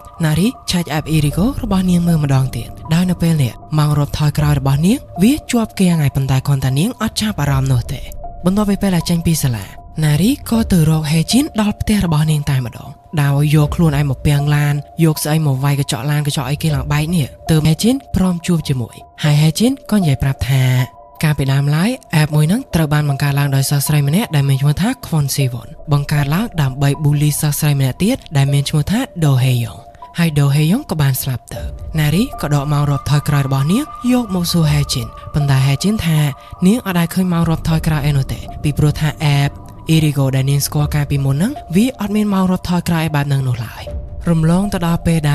លណារីទៅដល់ក្នុងផ្ទះរបស់សេអាខណៈពេលដែលពួកគេព្យាយាមលុបម៉ោងរបស់អ៊ុនវូចេញពី app Irigo នេះណារីក៏លេចមើលទៅវេរ៉ង់ដានៃអាផាតមិនសេអានេះក៏ស្រាប់តែឃើញស្មៅដ៏ធំមួយលេចឡើងហើយវិញ្ញាណខ្មោចរបស់សិស្សស្រីម្នាក់ដែលអាកហើយមុខរបស់នាងក៏មានរបួសផងដែរទាំងអស់គ្នាក៏ដើរចូលមកក្នុងអាផាតមិនមួយនេះហាជូនក៏មើលឃើញដូចនាងដែរប៉ុន្តែគេមានប្រតិកម្មខ្លាំងណារីព្យាយាមលាក់អ្វីដែលនាងឃើញទុកអញ្ចឹងទៅបានជាធ្វើឲ្យការពីពេលដែលមានរឿងនឹងកើតឡើងនៅភាគមុននោះអត់មានណាគេចាប់អារម្មណ៍នោះទេថាវិញ្ញាណខ្មោចនឹងត្រូវបានណារីមើលឃើញដែររំលងទៅដល់ឈុតមួយទៀតពេលណារីនិយាយគ្នាជាមួយនឹងសេអាបន្ទាប់ពីពេលដែលទទួលបានលេខកូដដើម្បីចូលទៅក្នុងផ្ទះរបស់សេអារួចនាងក៏វិញ្ញាប់ទៅផ្ទះរបស់សេអារកឃើញទូរស័ព្ទរបស់អ៊ុនវូនាងក៏យកមករាប់ថយក្រោយមកប្រៀបធៀបជាមួយនឹងរបស់នាងហើយក៏ស្រាប់តែភ្ញាក់ផ្អើលមែនតើនៅពេលដែលឃើញថាម៉ោងរបស់អ៊ុនវូវាគៀងតែត្រឹម13ម៉ោងជាងនេះណារីក៏វិញ្ញាប់ទៅពេទ្យវិញហើយក៏ត្រូវមីងរបស់សេអាប្រាប់ថាអ៊ុនវូនៅពេលនេះដឹងខ្លួនមកវិញហើយមានសភាពល្អប្រសើរមែនតើ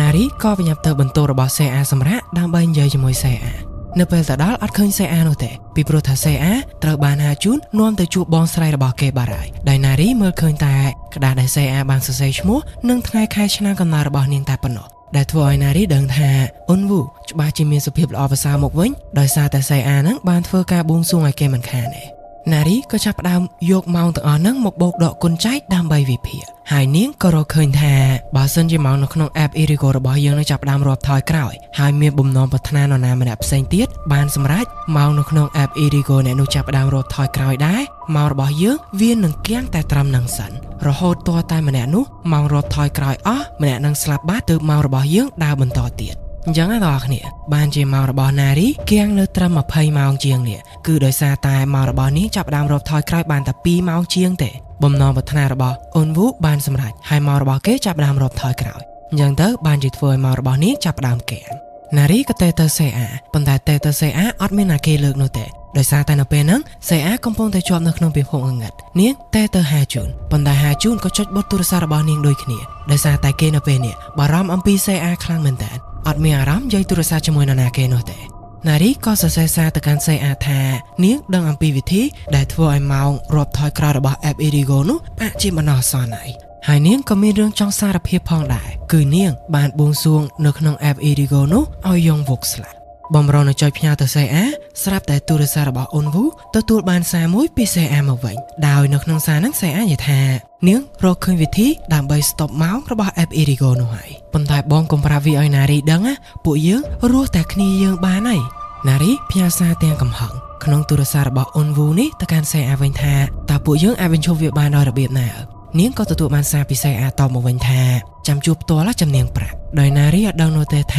តាមពិតទៅសារទាំងអស់នេះមិនមែនផ្ញើចេញពីសេអានោះទេ វាគឺគ្រាន់តែជាការបោកបញ្ឆោតរបស់ខ្មោចនោះតែប៉ុណ្ណោះណារីក៏ទៅផ្ទះរបស់សេអាដើម្បីរកដំរុយអំពីការបញ្ឈប់មករត់ថយក្រោយរបស់អេបអេរីកូប៉ុន្តែនាងរត់ឃើញនោះទេអញ្ចឹងទៅក៏ដេកលេងនៅក្នុងបន្ទប់របស់សេអានឹងសិនទៅកណ្ដាលយប់ក៏ស្រាប់តែមានអំបោះក្រហមមួយធ្លាក់មកលើមុខរបស់នាងណារីក៏ស្រាប់តែកម្រើកខ្លួនឡើងកើតហើយសរសៃអំបោះក្រហមមួយនោះវាក៏ស្រាប់តែវាចូលទៅក្នុងក្របភ្នែករបស់ណារីភ្ញាក់ពីដេកមកវិញភ័យខ្លាចខ្លាំងមែនទែនប៉ុន្តែក៏ធូរចិត្តវិញពីព្រោះគាត់ថាអ្វីដែលកើតឡើងជាមួយនឹងខ្សែអំបោះកាលពីយប់មិញគឺគ្រាន់តែជាការយល់សប្តិរបស់នាងតែប៉ុណ្ណោះដោយនាងអត់ដឹងនោះទេថាតាមពិតទៅវាគឺជារឿងដែលបានកើតឡើងពិតមែនបំរុងនឹងចេញពីផ្ទះរបស់សេអាវិញហើយនាងបើកទ្វារទៅក៏ស្រាប់តែប្រទះជាមួយនឹងអូនវូដែលបំរុងចូលមកក្នុងផ្ទះរបស់សេអានេះដែលអូនវូមកនេះដល់គ្នាគឺដើម្បីមករកសេអាប៉ុន្តែដោយសារតែរកសេអាអត់ឃើញចឹងទៅគេក៏ព្យាយាមរកទូរស័ព្ទរបស់គេតែម្ដងទៅប៉ុន្តែរឿងទូរស័ព្ទរបស់គេរត់ឃើញហ្នឹងអ្នកទាំងអស់គ្នាបានដឹងពីភាគមុនហើយចាំចាំខ្ញុំនិយាយអីទៀតទេបន្ទាប់មកគេក៏សួរតាណារីថាតើនាងបានឃើញវិញ្ញាណខ្មោចនោះនៅថ្ងៃដែលគេមានអាការៈចម្លែកនោះ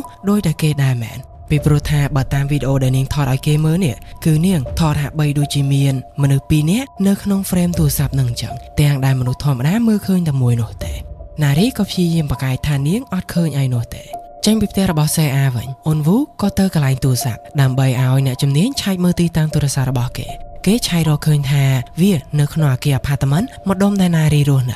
គេអត់ដឹងជាន់នោះទេអញ្ចឹងក៏អត់អាចចោទណារីបាននោះដែរប៉ុន្តែគ្រាន់តែគេចាប់ដើមមានកូនចិត្តសង្ស័យហើយទៅលើណារីអូនវូក៏ប្រាប់ឲ្យអ្នកជំនាញនេះផ្ដាច់ប្រព័ន្ធទូរស័ព្ទរបស់គេចេញទាំងអស់ទៅហើយស្របពេលនឹងដែរត្រឡប់មកកាន់ណារីនេះវិញនាងនៅតែអាចប្រើទូរស័ព្ទរបស់អូនវូបានដដែលដោយសារតែតាមពិតទៅទូរស័ព្ទនឹងនាងមិនមែនប្រើមែនទេនោះទេគឺគ្រាន់តែជាអ្វីដែលខ្មោចនោះឲ្យនាងឃើញតែប៉ុណ្ណោះនាងនៅតែព្យាយាមផ្ញើសារទៅសួរសេអាដដែលថាតើវិធីបញ្ឈប់ app Erigo នោះដោយរបៀបណាហើយតើនាងនៅតែចង់លាក់អាចកំបាំងមួយហ្នឹងពីណារីទៀតមែនសេអាថាចាំជួបគ្នាផ្ទាល់ចាំនាងប្រាប់ហើយណារីមិនបាច់ឲ្យដឹងអំពីរឿងហ្នឹងទេដែលធ្វើឲ្យណារីខឹងយ៉ាងខ្លាំងបំរុងនឹងបោកទូរស័ព្ទចោលទៀតផង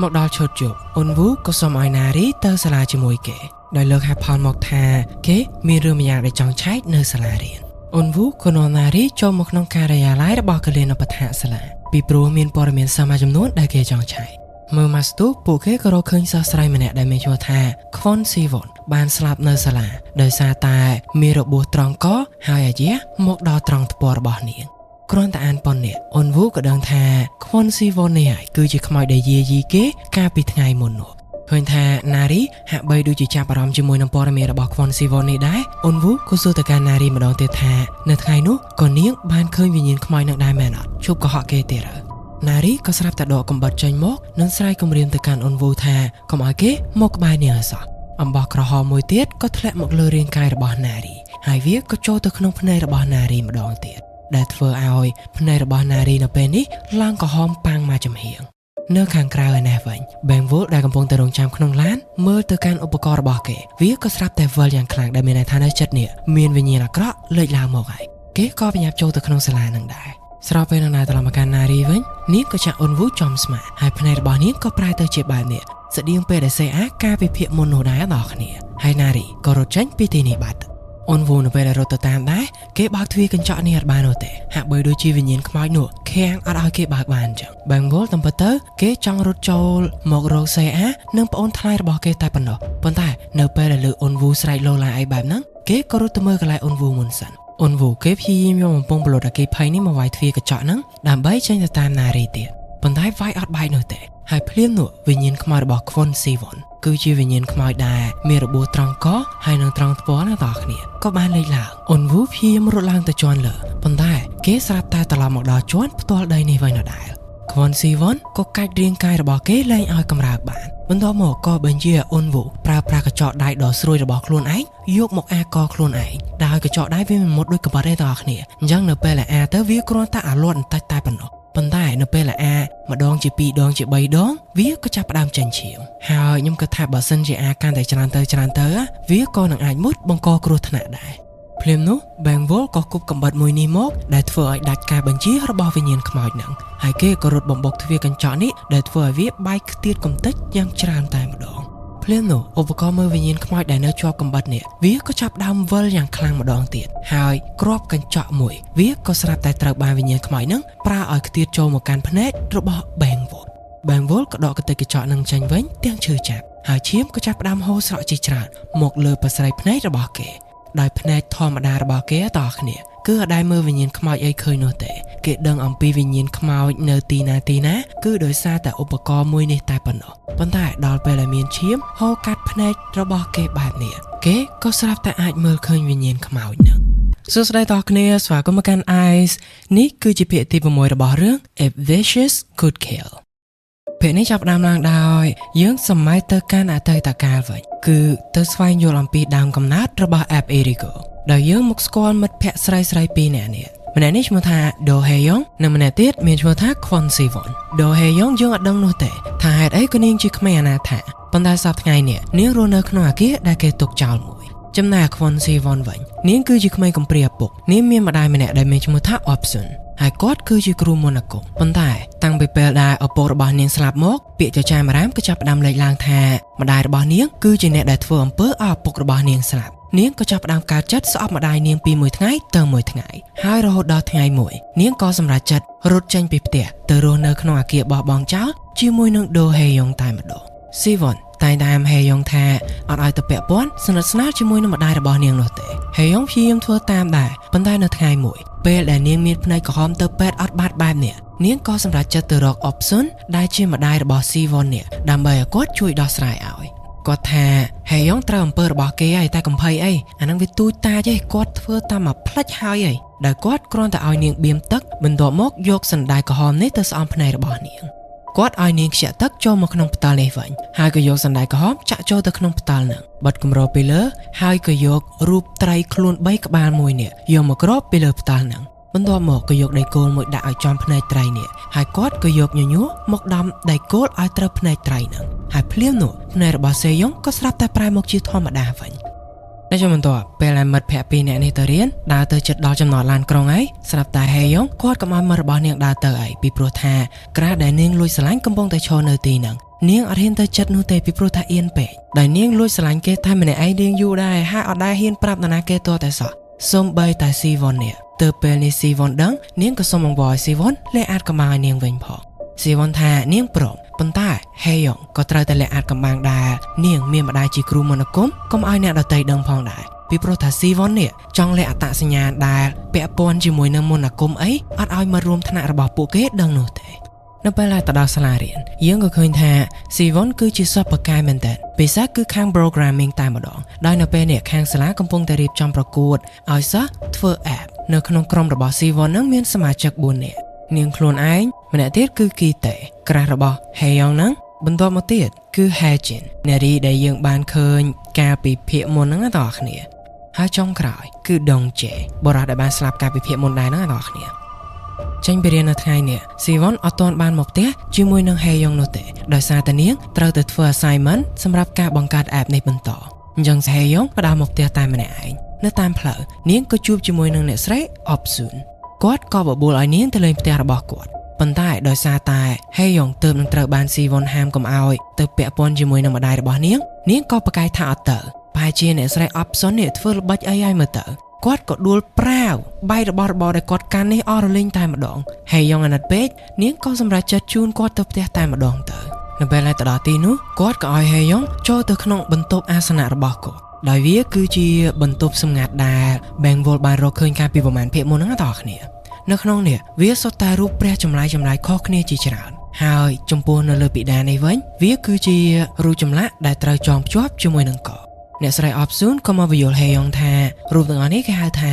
Dolmy គាត់ក៏ប្រាប់ Hae-young អំពីរបៀបប្រើប្រាស់តុក្កតានេះដោយវាមានសមត្ថភាពពិសេសម្យ៉ាងគឺបើយើងធ្វើពិធីហើយយើងអាចបញ្ជាឲ្យនរណាម្នាក់ធ្វើតាមអ្វីដែលយើងចង់បានដោយគ្រាន់តែយើងយកសម្ភារៈរបស់មនុស្សគោលដៅរបស់យើងមកអាចជាសក់កញ្ចក់ជើងកញ្ចក់ដៃឬក៏របស់អីក៏បានដែរយកមកចងភ្ជាប់ជាមួយនឹងរូបចម្លាក់នេះបន្ទាប់មកឆូតរូបមុខសរសេរឈ្មោះនិងថ្ងៃខែឆ្នាំកំណើតរបស់អ្នកនោះនៅលើរូបតុក្កតាហ្នឹងហើយចុងក្រោយក៏សម្រក់ឈាមរបស់យើងទៅលើតុក្កតាហ្នឹងទៅយើងនឹងអាចបញ្ជាឲ្យមនុស្សម្នាក់ហ្នឹងធ្វើតាមយើងបានហើយបន្ទាប់មក Opsun ក៏និយាយទៀតថាអំពើមន្តអាគមចង់បានអីមួយតែងតែត្រូវមានការលះបង់ទៅវិញដោយសូម្បីយើងធ្វើពិធីអីតូចមួយក៏យើងត្រូវការលះបង់ជីវិតសត្វមាន់មួយដែរទម្រាំតែយើងចង់បញ្ជាអីច្រើនគឺយើងទាល់តែមានការលះបង់ធំធេងទើបអំពើរបស់យើងនឹងអាចធ្វើទៅបាន ចុងក្រោយគាត់ក៏ឲ្យតុក្កតាដូលមីនេះពីរមកកាន់នាងកំពុងតែនិយាយគ្នានៅទីនេះស្រាប់តែស៊ីវ៉ុនមកដល់ផ្ទះនេះពេលដែលដឹងថាមិត្តរបស់នាងមកញ៉ែញ៉ៃជាមួយម្ដាយនាងទៀតហើយធ្វើឲ្យស៊ីវ៉ុនខឹងខ្លាំងមែនទែនហើយនៅពេលដែលហេយ៉ុងតាមនាងទៅដល់អាគារបោះបង់ចោលដែលពួកគេរស់នៅនោះវិញនាងព្យាយាមសុំទោសជាច្រើនលើកច្រើនសារទើបស៊ីវ៉ុនព្រមនិយាយរកនាងហើយស៊ីវ៉ុនក៏ស្រាប់តែនិយាយមកវិញថានាងដឹងអត់ថាបើសិនជាពួកយើងគ្រាន់តែសរសេរថ្ងៃខែឆ្នាំកំណើតនិងឈ្មោះរបស់ពួកយើងហើយធ្វើការបួងសួងទៅការប៉ងប្រាថ្នារបស់យើងវានឹងអាចคล้ายទៅជាការពិតបានដល់គ្នាខ្ញុំប្រហែលជាហៅឈ្មោះតួអង្គមួយនេះខុសច្រើនដងជួនកាលខ្ញុំហៅហេយ៉ុងជួនកាលហេរ៉ងអធិស្ឋានផងស៊ីវ៉ុនក៏ប្រាប់ឲ្យហេយ៉ុងសរសេរថ្ងៃខែឆ្នាំកំណើតរបស់នាងហើយនឹងនិយាយអំពីអ្វីដែលនាងចង់បានខ្លាំងបំផុតនៅក្នុងឆាកជីវិតនេះដោយស៊ីវ៉ុនថតវីដេអូនឹងផងដែរពីដំបូងហេយ៉ុងអត់ចង់ធ្វើនោះទេប៉ុន្តែបន្ទាប់ពីការបញ្ចុះបញ្ចូលរបស់ស៊ីវ៉ុនមកស្ទូរួចមកនាងក៏ព្រមធ្វើហើយនាងក៏និយាយថាអ្វីដែលនាងប៉ងប្រាថ្នានោះគឺចង់ឲ្យគីតេគឺជាមិត្តប្រុសរបស់នាងហេយ៉ុងថតវីដេអូនេះគឺគ្រាន់តែចង់ធ្វើការលេងសើចជាមួយនឹងមិត្តភក្តិរបស់នាងតែប៉ុណ្ណោះប៉ុន្តែនាងអត់ដឹងថាវានឹងអាចបំផ្លាញជីវិតនាងនៅថ្ងៃអនាគតនៅថ្ងៃបន្ទាប់ពីពេលដែលចេញពីរៀនហេយ៉ុងក៏មកកន្លែងរស់នៅមុនចំណែកឯស៊ីវ៉ុនវិញឆ្លៀតឱកាសដែលម្ដាយរបស់នាងនៅផ្ទះនាងក៏លោបចូលទៅក្នុងបន្ទប់អាសនៈរបស់គាត់ហើយទៅរើសរូបព្រះរូបអីនេះឡើងខ្ទេចខ្ទីអស់រលីងតែម្ដងហើយទើបនាងត្រឡប់ទៅកាន់អាគារដែលនាងរស់នៅជាមួយនឹងហេយ៉ុងនោះវិញនៅពេលដែលអ្នកស្រីអបស៊ុនត្រឡប់មកដល់ផ្ទះវិញមើលឃើញថាកន្លែងអាសនៈរបស់គាត់ខ្ទេចខ្ទីបែបនេះគាត់ដឹងថាច្បាស់ជាគ្មាននរណាគេធ្វើក្រៅពីកូនស្រីរបស់គាត់នោះទេហើយគាត់ពិតជាបារម្ភអំពីសុវត្ថិភាពកូនស្រីរបស់គាត់ខ្លាំងមែនទែនខ្លាចថានាងនឹងត្រូវអ្នកតាកាច់អីអញ្ចឹងណាហើយវាពិតជាដោយការភ័យខ្លាចរបស់គាត់មែនពីព្រោះថាខណៈពេលដែលស៊ីវ៉ុនកំពុងតែអង្គុយរៀនដល់ដឹងខ្លួននេះមានក្អែបធំជាច្រើនចាប់ផ្ដើមវាសម្ដៅទៅកាន់នាងហើយស្របពេលនឹងដែរនៅផ្ទះរបស់ម្ដាយនាងឯនេះវិញមានសត្វក្អែក 2-3 ក្បាលវាក៏ស្រាប់តែហោះមកបូកជាមួយនឹងបង្អួចកញ្ចក់នៅផ្ទះរបស់គាត់នេះដោយវានឹងក្លាយទៅជាគ្រោងឆ្អឹងរបស់ក្បាលបាក់សីដែលបែងវល់នឹងរកឃើញនៅថ្ងៃអនាគតហ្នឹងណាបងប្អូនអ្នកស្រីអបស៊ុនក៏បញ្ញាវរត់ទៅយកឯកសណ្ឋានកូនរបស់គាត់ហើយប្រមូលសក់កូនស្រីរបស់គាត់ដែលជ្រុះនៅក្នុងផ្ទះនេះយកមកដាក់នៅក្នុងអាប៉ៅអាវហ្នឹងបន្ទាប់មកយករូបព្រះប្រមាណមកព័ទ្ធជុំវិញដែលមានខ្សែសីមាចងទៅជាប់អាវហ្នឹងហើយក៏សរសេរយ័ន្តមួយដាក់នៅកណ្ដាលនឹងផងដែរគឺដើម្បីការពារកូនស្រីរបស់គាត់សូមអង្វរឲ្យអ្នកតាកាន់រូបទាំងអស់នេះកុំធ្វើបាបកូនស្រីរបស់គាត់អីបើសិនជាចង់ដាក់ទោសអាចដាក់ទោសគាត់ដែលជាម្ដាយមិនបដៅកូនបានល្អនេះជំនួសបានហើយភ្លាមនោះការកាច់ហ្នឹងក៏ស្រាប់តែហាក់បីដូចជាឡងមកគាត់វិញអញ្ចឹងដោយគាត់ចាប់ផ្ដើមហូរឈាមចេញមកពីក្នុងច្រមុះក្នុងមាត់អីយ៉ាងខ្លាំងហើយក្អែបដ៏ធំទាំងអស់នោះវ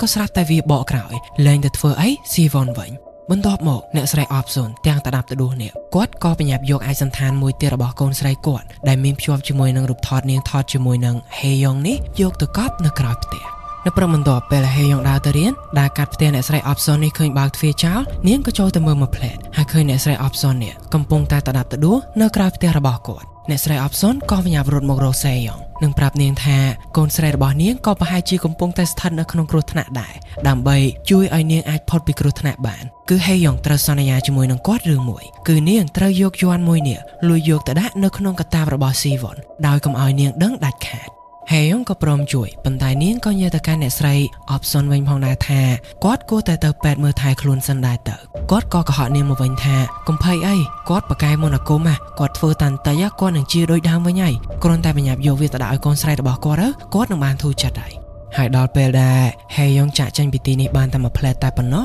គាត់ក៏ដាច់ដង្ហើមស្លាប់តែត្រឹមនេះទៅ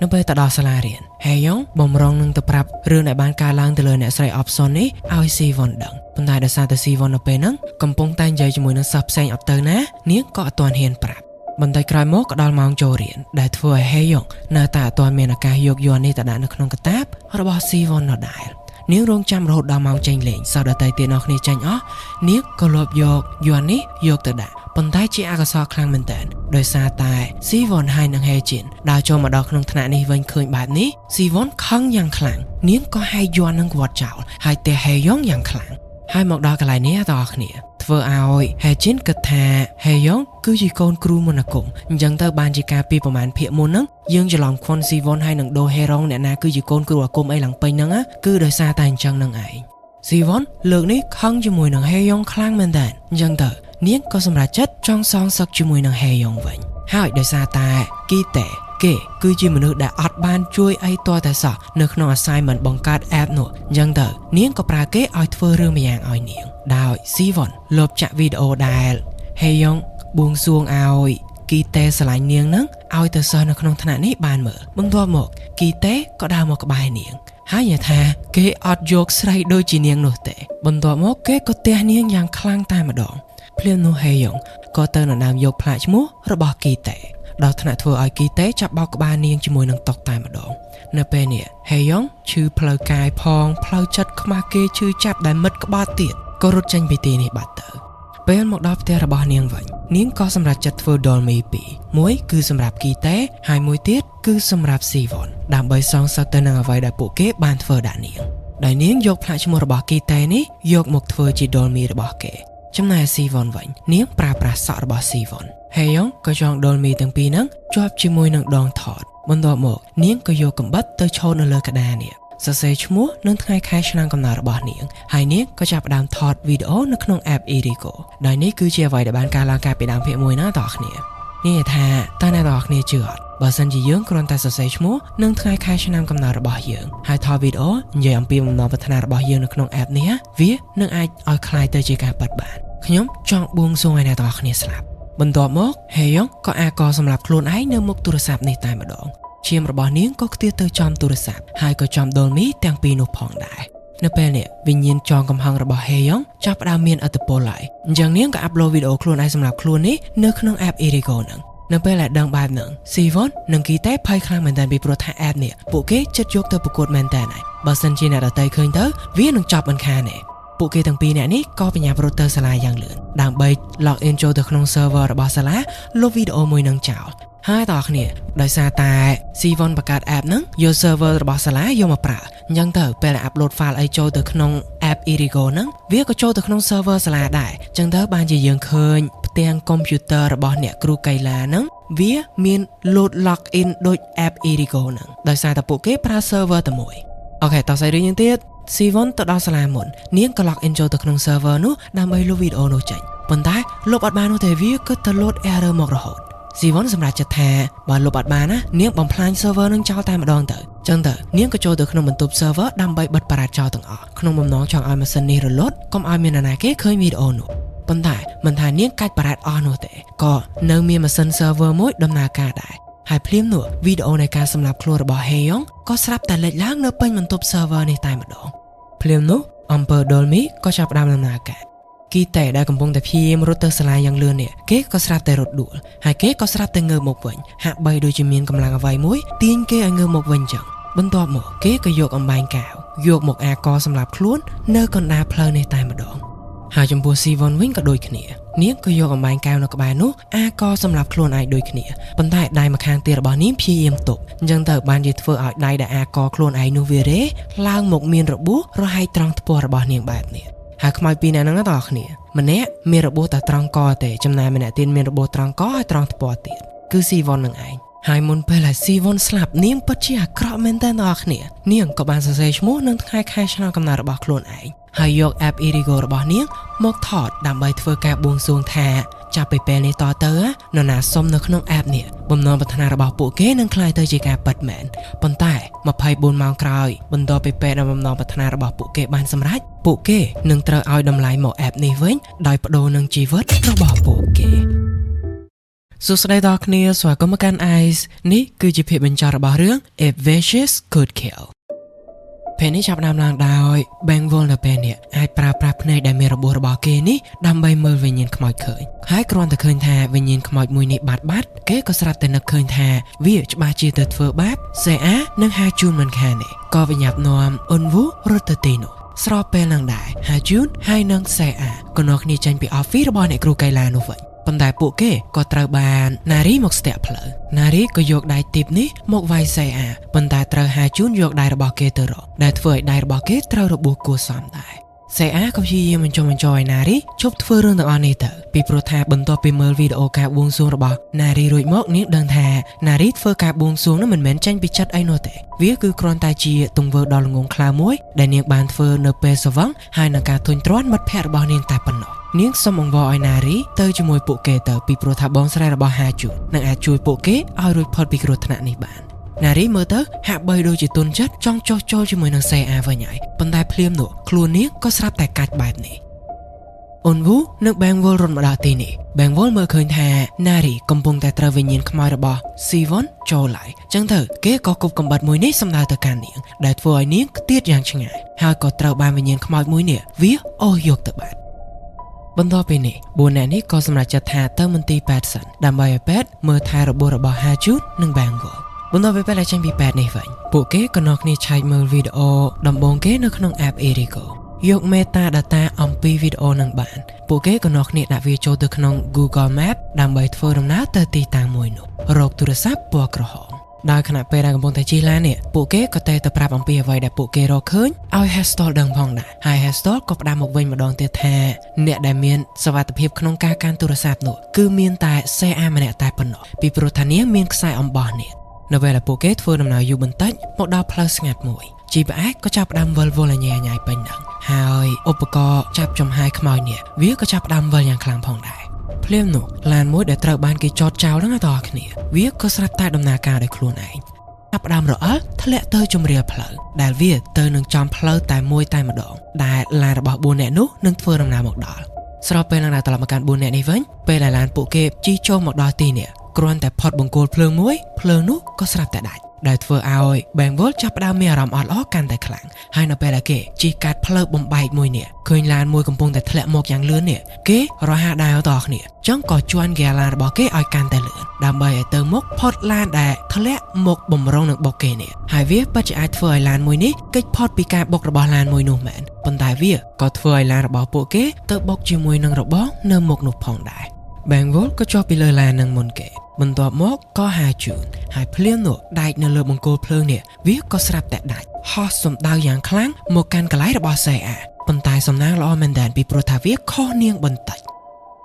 សេអាបំរុងនៅបើកទ្វារឡានដើម្បីចាកចេញពីវាប៉ុន្តែភ្លាមនោះក៏ស្រាប់តែមានដែកមួយទៀតស្រាប់តែហោះពីបង្គោលភ្លើងនេះសម្ដៅទៅនាងដោយបើសិនជាសេអាបើកទ្វារមកដែកនេះច្បាស់ជាហោះទៅបុកនាងធ្វើឲ្យនាងមានគ្រោះថ្នាក់ដល់ជីវិតអីមិនខានទេបែងវលក៏រត់ទៅរកដែលធ្វើឲ្យសេអារួចខ្លួនប៉ុន្តែគេវិញត្រូវដែកនឹងចាក់ធ្លាយហើយជាប់ជាមួយនឹងទ្វារឡាននេះទៀតឈាមចាប់ដើមហូរស្រក់មកយ៉ាងច្រើនប៉ុន្តែបែងវលតាំងស្មារតីរបស់គេប្រាប់ទៅកាន់សេអានិងអូនវូថាបេសកកម្មបន្ទាប់ពួកគេនឹងត្រូវធ្វើតែ2នាក់តែប៉ុណ្ណោះពីព្រោះថាគេនឹងអាចលែងកំដរទៅបានទៀតហើយគេក៏បកគលដាវដែលភ្ជាប់ជាមួយនឹងឧបករណ៍ចាប់ធាតុរបស់បិសាចនេះឲ្យទៅកាន់អូនវូហើយក៏ប្រាប់ឲ្យ2នាក់នេះបញ្ញាប់ទៅរកទូរស័ព្ទពណ៌ក្រហមនោះមកពីអ្នកនេះចង់នៅជួយដែរប៉ុន្តែដោយសារតែចង់បញ្ចប់គ្រប់យ៉ាងឲ្យកាន់តែរហ័សបំផុតពួកគេក៏សម្រេចចិត្តធ្វើតាមអ្វីដែលបែងវលប្រាប់ហើយបែងវលវិញក៏ត្រូវបានប្អូនថ្លៃរបស់គេតែទៅឲ្យឡានពេទ្យមកជួយសង្គ្រោះមកស្ទុះក្រោយមកពីអ្នកនេះក៏រត់ទៅដល់កន្លែងឃ្លាំងដែលហេយ៉ុងធ្លាប់រស់នៅ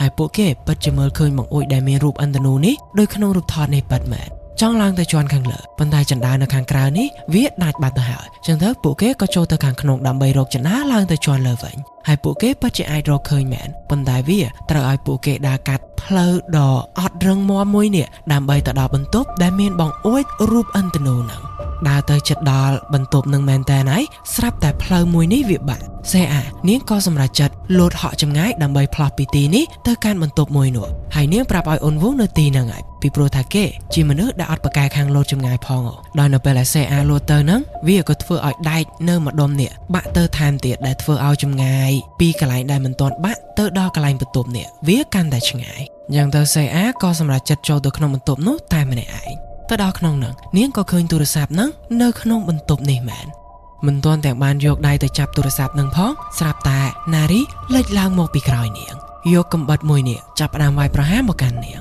ហើយណារីនៅពេលនេះពិតជាមានព្រៀបខ្លាំងមែនតើដោយបារម្ភអំពីសុវត្ថិភាពរបស់សេអាអូនវូបើទោះបីជាខ្លួនឯងមិនមែនជាមនុស្សដែលប្រកែកលោតចម្ងាយក៏ពិតមែនប៉ុន្តែគេសុខចិត្តបន្ថយសារលបងហើយគេពិតជាអាចធ្វើវាបានមែនដោយគ្រាន់តែហាជូនចូលមកដល់ក្នុងបន្ទប់នេះភ្លាមឧបករណ៍ចាប់ចំហាយបិសាចនេះវាក៏ស្រាប់តែវិលយ៉ាងខ្លាំងដែលធ្វើឲ្យគេដឹងថានេះមិនមែនជាណារីមិត្តភក្តិរបស់គេនោះទេប៉ុន្តែច្បាស់ជាបិសាចដែលប្រើប្រាស់រាងកាយរបស់ណារីមកធ្វើបាបពួកគេហើយគេក៏ដាច់ចិត្តយកកំបិតមួយនេះទៅចាក់ត្រង់ពោះរបស់ណារីក៏ទម្លាក់កំបិតចោលហើយចាប់ផ្ដើមយំស្រែកហាក់បីដូចជាពេលនេះនាងត្រូវបានវិញ្ញាណខ្មោចមួយហ្នឹងចេញពីរាងកាយរបស់នាងវិញហើយសេអាក៏បញ្ញាប់ទៅយកទូរស័ព្ទមួយនោះបន្ទាប់មកក៏បញ្ញាប់ទៅមើលណារីវិញប៉ុន្តែណារីគ្រាន់តែសេអាមកចិត្តក៏ទាញផ្ដាច់ខ្សែសីមារបស់សេអានេះចេញហើយនៅពេលនេះសេអាលែងមានអីការពារទៀតហើយដែលធ្វើឲ្យភ្លាមនោះនាងចាប់ផ្ដើមប្រកាច់បាយពពោះមាត់ ស្របពេលនឹងដែរ Hestor ឯណែវិញខ្សែសមាដៃរបស់នាងក៏ដាច់ដូចគ្នាដែលធ្វើឲ្យនាងដឹងថាសេអានៅពេលនេះកំពុងតែមានគ្រោះថ្នាក់អូនវូក៏បញ្ញាប់មកមើលសេអាហើយដល់ពេលគេងាកទៅមើលណារីវិញក៏ស្រាប់តែឃើញថានាងបាត់ខ្លួនពីទីនេះបាត់ភ្លាមនោះទូរស័ព្ទរបស់គេក៏រលឡើងដែលអ្នកតែមកនឹងគឺជាសម្លេងរបស់ Hestor ប្រាប់គេថាពេលនេះសេអាកំពុងតែមានគ្រោះថ្នាក់ហើយនាងបានផ្ញើអាស័យដ្ឋានរបស់នាងឲ្យទៅកាន់គេហើយបញ្ញាប់យកសេអាមកទីនេះឲ្យលឿននាងមានពេលអត់ច្រើនទៀតនោះទេ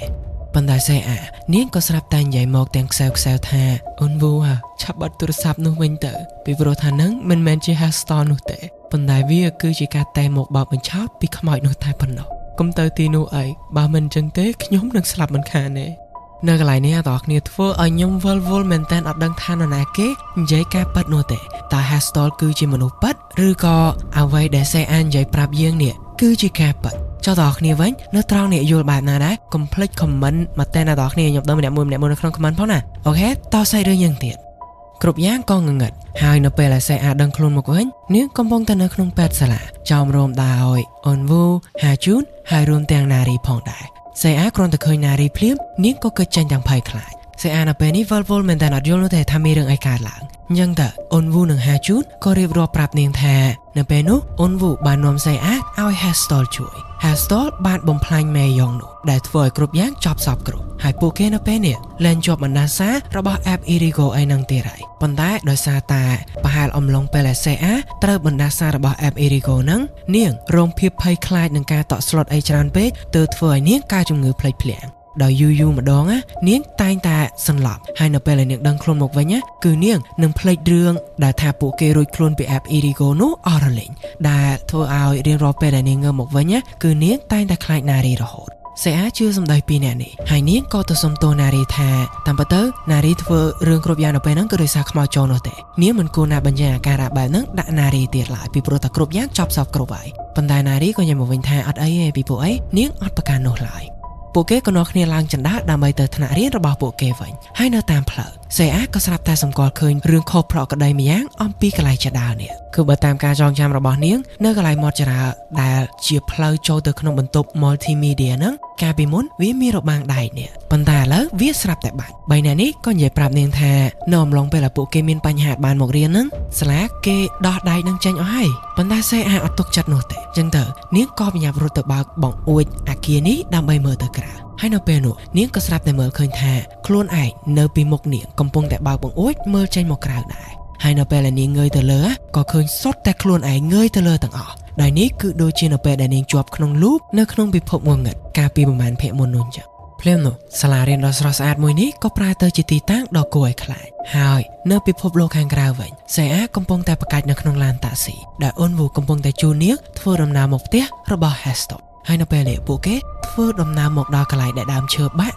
ពាំងផ្លូវហ្នឹងហើយអូនវូក៏បញ្ញាប់អ៊ីវសេអាដើម្បីរត់ទៅផ្ទះរបស់ Hestor យ៉ាងលឿនហើយយើងក៏សម័យទៅកាន់អតីតកាលថាហេតុអីបានជាអូនវូជឿសម្ដីរបស់ Hestor និងព្រមធ្វើដំណើរមកក្នុងព្រៃនេះគឺនៅពេលហ្នឹងគេកាន់ទូរស័ព្ទរបស់គេចេញឆ្ងាយពីសេអាសិនក៏យកឧបករណ៍ចាប់ចំហាយបិសាចនេះមកដាក់ក្បែរទូរស័ព្ទប៉ុន្តែវាអត់មានវិលអីតតែសោះដល់ពេលដែលគេយកវាបែរទៅទិសរបស់សេអាវាក៏ស្រាប់តែវិលយ៉ាងខ្លាំងដែលមានន័យថាសេអាកំពុងតែត្រូវបិសាចនោះគ្រប់គ្រងប៉ុន្តែអ្វីដែលនិយាយចេញមកពីទូរស័ព្ទនោះវាគឺជាការប៉ັດអញ្ចឹងទៅបានជាគេព្រមជឿ Hestor ស្របពេលនឹងដែរត្រឡប់មកកាន់ពិភពងងឹតឯនេះវិញណារីក៏ស្រាប់តែលេចឡើងនៅទីនេះដែរហើយនាងក៏ចាប់ផ្ដើមមកវាយប្រហារសេអាជាមួយនឹងកំបិតនេះម្ដងទៀតហើយសេអាលើកនេះដល់គ្នាក៏នាងចាញ់ប្រៀបណារីដដែល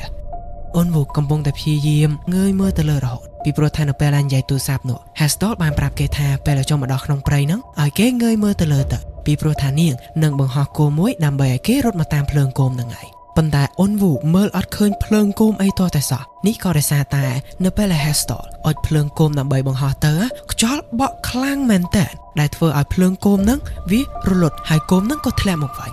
ពេលដែលអ៊ីវសេអាមកដល់ទីនេះអូនវូក៏ដាក់នាងចុះដើម្បីដើរមើលផ្លូវបានឲ្យកាន់តែច្បាស់ប៉ុន្តែភ្លាមនោះគេក៏ស្រាប់តែធ្លាក់ជ្រុះសំណាងល្អមែនតើដែលគេតោងដើមឈើនេះជាប់ហើយគេព្យាយាមឡើងមកវិញដោយអំឡុងពេលដែលគេកំពុងតែព្យាយាមហ្នឹងវិញ្ញាណខ្មោចនោះក៏ប្រើប្រាស់មាត់របស់សេអាដើម្បីនិយាយមកកាន់គេថាមិនខំប្រឹងទេបោះបង់ចោលទៅពីព្រោះថាយ៉ាងណាក៏ខ្មោចនេះនឹងសម្លាប់សេអាឲ្យបានដែរអូនវូឡើងមកលើវិញបានក៏ស្របពេលដែល Hestor បង្ហោះគោមនោះបានគេមើលផ្លូវឃើញក៏បញ្ញាប់អ៊ីវសេអាសម្ដៅទៅកាន់ទីនោះតែម្ដង នៅពេលតែដល់ទីនោះ Hestor ក៏បញ្ញាប់យកទូរស័ព្ទមួយនោះយកមកដាក់លើអាសនៈថ្មនេះហើយនាងក៏យកព្រួញទឹករបស់នាងនេះយកមកចាក់ទូរស័ព្ទនឹងដើម្បីបំផ្លាញមេយ៉ងឲ្យគ្រប់យ៉ាងវាចប់សពគ្រប់ត្រឹមនេះប៉ុន្តែគ្រាន់តែចាក់ព្រួញចូលទៅក្នុងទូរស័ព្ទនឹងភ្លាមសេអាក៏ស្រាប់តែចាប់ផ្ដើមមានអាការៈធ្ងន់ធ្ងរជាងមុនដោយសារតែនេះមិនមែនជាមេយ៉ងនោះទេពួកគេយល់ច្រឡំហើយចឹងទៅបណ្ដាសាមួយនឹងក៏អាចបានបំផ្លាញដែរហើយស្របពេលនឹងដែរត្រឡប់មកក្នុងពិភពងងឹតឯនេះវិញណារីចាប់ផ្ដើមយកកំបិតមួយនេះឆោតករបស់សេអាប៉ុន្តែពិតជាសំណាងរបស់សេអាមែនតើពីព្រោះថាភ្លាមនោះក៏ស្រាប់តែមានព្រួយរបស់ Hestor មួយបាញ់មកចំណារីដែលធ្វើឲ្យណារីវាយប្រហារទៅកាន់សេអាឡើងបាននេះក៏ព្រោះតែ Hestor ក៏ចូលមកក្នុងពិភពងងឹតនេះដើម្បីជួយសេអាដោយលើកមុនចឹងពីអ្នកនេះក៏នាំគ្នាងើបដើម្បីរត់រកច្រកចាញ់ពីទីនេះប៉ុន្តែភ្លាមនោះវិញ្ញាណខ្មោចរបស់ហេយ៉ងក៏លេចឡើងមកស្ទាក់ផ្លូវហើយនាងក៏ចង្អុលទៅកាន់បន្ទប់ multimedia ដោយសារតែសេអាឲ្យតែពេលដែលនាងជួបវិញ្ញាណខ្មោចរបស់ហេយ៉ងគឺហេយ៉ងតែងតែផ្ដោតតម្រុយឲ្យនាងរហូតចឹងទៅនាងក៏សម្រេចចិត្តជឿដោយពួកគេនៅពេលនេះគិតថាច្បាស់ជាមេយ៉ងពិតប្រាកដហ្នឹងវានៅក្នុងបន្ទប់ multimedia ហ្នឹងឯងដោយវាពិតជាអញ្ចឹងមែនណាបងប្អូនពីព្រោះថាមេយ៉ងពិតប្រាកដមិនមែនជាទូរស័ព្ទរបស់ហេយ៉ងនោះទេប៉ុន្តែជាទូរស័ព្ទរបស់ Sivonដោយសារតែមុនពេលដែលនាងបានស្លាប់ទៅហ្នឹងនាងបានធ្វើការបួងសួងនៅក្នុងទូរស័ព្ទរបស់នាងនៅក្នុងកន្លែងដាក់ mainframe server នៃបន្ទប់ multimedia ហ្នឹងណាបងប្អូន Hestor បញ្ញាប់រៀបគម្រោងមួយប្រាប់ឲ្យសេអាធ្វើដោយពួកគេនៅពេលនេះត្រូវបំម៉ាយផ្លូវគ្នា Hestor ខ្លួនឯងនឹងធ្វើតុក្កតា Dolmy មួយដោយនាងនឹងយកទូរស័ព្ទរបស់ Heyong មកធ្វើជាឧបករណ៍ដើម្បីគ្រប់គ្រងខ្មោចរបស់ Heyong ក្នុងការពន្យាពេលខ្មោចរបស់ Sivonហើយចំពោះសេអាវិញនាងត្រូវតែចូលទៅក្នុងបន្ទប់ multimedia នោះរកទូរស័ព្ទរបស់ Sivon ឲ្យឃើញនៅពេលដែលធ្វើពិធី Dolmy នោះរួច Hestor ក៏បញ្ជាឲ្យខ្មោចរបស់ Heyong នេះហៅ Sivon នឹងនិយាយថាពួកគេគួរតែឈប់នៅពិភពមនុស្សនេះទៀតគួរតែទៅចាប់ជាតិចាប់កំណើតឬក៏ទៅសុគតិភពអីចឹងណាសេអាចូលមកដល់ក្នុងបន្ទប់ multimedia នេះក៏ស្រាប់តែត្រូវណារីមកពីក្រោយហើយក៏ចាប់ក្បាលរបស់សេអាបោកជាមួយនឹងតុហើយចំពោះ Hestor ដែលបន្លំធ្វើជាខ្មោចរបស់ Heyong ឯនោះវិញពេលដែលដើរទៅជិតខ្មោចរបស់ Sivon ក៏ស្រាប់តែត្រូវខ្មោចរបស់ Sivon និយាយថា Hestor man ពីព្រោះថាខ្ញុំចាំបានថានេះគឺជាក្លិនធូបដែលជាប់ខ្លួនរបស់នាងកាលពីពេលដែលពួកយើងជួបគ្នាលើកមុនខ្មោចរបស់ Sivon ជាប់ដៃរបស់ Hestor ឡើងធ្វើឲ្យនាងចេញរូបរាងដើមមកវិញប៉ុន្តែ Hestor ក៏បញ្ញាប់យកព្រួញរបស់នាងយកមកចាក់ Sivon វិញប៉ុន្តែត្រូវខ្មោចរបស់ Sivon រលាយបាត់ដែលធ្វើឲ្យការចង់វាយប្រហាររបស់ Hestor មិញហ្នឹងអត់មានប្រសិទ្ធភាពអីនោះទេ Hestor ក៏យកធ្នូរបស់នាងមកប្រើប្រាស់នៅពេលដែលឃើញខ្មោចរបស់ Sivon កំពុងតែនៅក្នុងថ្នាក់មួយនេះនាងក៏បាញ់ព្រួយរបស់នាងសម្ដៅទៅកាន់ខ្មោចហ្នឹងប៉ុន្តែវាក៏កិច្ចខ្លួនបាត់ម្ដងទៀតដែលធ្វើឲ្យព្រួយនេះវាជាប់ជញ្ជាក់ Hestor ក៏បញ្ញាប់ទៅដកព្រួយហ្នឹងយកមកវិញប៉ុន្តែភ្លាមនោះវិញ្ញាណខ្មោចរបស់ Sivon ក៏លេចឡើងដោយយកកំបិតមកចាក់ Hestor ប៉ុន្តែ Hestor យកដៃរបស់នាងទៅទប់ទាន់ធ្វើឲ្យកំបិតមួយនោះចាក់ឡើងធ្លាយដៃរបស់នាងតែម្ដងស្របពេលនឹងដែរត្រឡប់មកកាន់សេអានេះវិញនាងក៏ស្រាប់តែអាចយកព្រៀបទៅលើណារីបានហើយលើកនេះនាងទ្រាំលែងបានមែនតើហើយនាងក៏ឡើងទៅលើណារីហើយក៏ដាល់យករហូតដល់ណារីបែកមុខខ្ទេចតែម្ដងបាត់បង់ស្មារតីលែងដឹងខ្លួនហើយរួចនាងក៏រត់ចូលទៅរកទូរស័ព្ទមួយនោះបន្តទៀតនៅពេលដែលរកឃើញហើយនាងក៏វិញ្ញាប់យកវាដើម្បីយកទៅឲ្យ Hestor បំផ្លាញចោលស្របពេលនឹងដែរ Hestor កំពុងតែត្រូវខ្មោចរបស់ Sivon យកកំបិតនេះមករុញឡើងជិតដល់កនាងមែនតើហើយនាងក៏ព្យាយាមយកដៃម្ខាងទៀតរបស់នាងយកទៅចាប់ព្រួយនោះដើម្បីមកធ្វើជាអាវុធវិញប៉ុន្តែដៃរបស់នាងឈោងអត់ដល់នោះទេភ្លាមនោះវិញ្ញាណខ្មោចរបស់ Heyong ក៏ស្រាប់តែចេញមកនិយាយថា Sivon ណាបញ្ឈប់រឿងទាំងអស់នេះទៅពួកយើងមិនគួរណាធ្វើបាបមនុស្សដែលមិនដឹងអីទាំងអស់នេះនោះទេលើបែបនេះហើយ Sivon ខំខ្លាំងមែនតើក៏ស្រែកជំទាវមកកាន់ Heyong វិញថាហេតុអីក៏យើងត្រូវឈប់ពីព្រោះថាឯងហ្នឹងគឺជាអ្នកចាប់ផ្ដើមរឿងហ្នឹងដោយនៅពេលដែលនាងងាកមកស្រែកដាក់ Heyong នេះនាងក៏បានបន្ធូរដៃរបស់នាងមកផ្លែតទៅលើ Hestor ឆ្លៀតឱកាសមួយនេះ Hestor ក៏ចាប់ទាញយកព្រួយនោះបានហើយនាងក៏បានចាក់វាទៅលើពោះរបស់ខ្មោច Sivon ដែលធ្វើឲ្យខ្មោចរបស់ Sivon នេះចុះខ្សោយយ៉ាងខ្លាំងប៉ុន្តែគ្រាន់តែវាអត់ទាន់ងាប់នោះទេភ្លាមនោះសេអាក៏រត់មកដល់ទីនេះ Hestor ក៏ដកព្រួយនេះចេញពីពោះរបស់ Sivon ហើយលើកធ្នូយកមកយ៉ាត់វាដើម្បីបាញ់ទៅបំផ្លាញទូរស័ព្ទដែលសេអាកំពុងតែកាន់ក្នុងដៃនេះប៉ុន្តែវាខុសបន្តិចដែលធ្វើឲ្យគ្រាប់ព្រួយមួយនឹងវាទៅជាប់ជាមួយនឹងជញ្ជាំងហើយ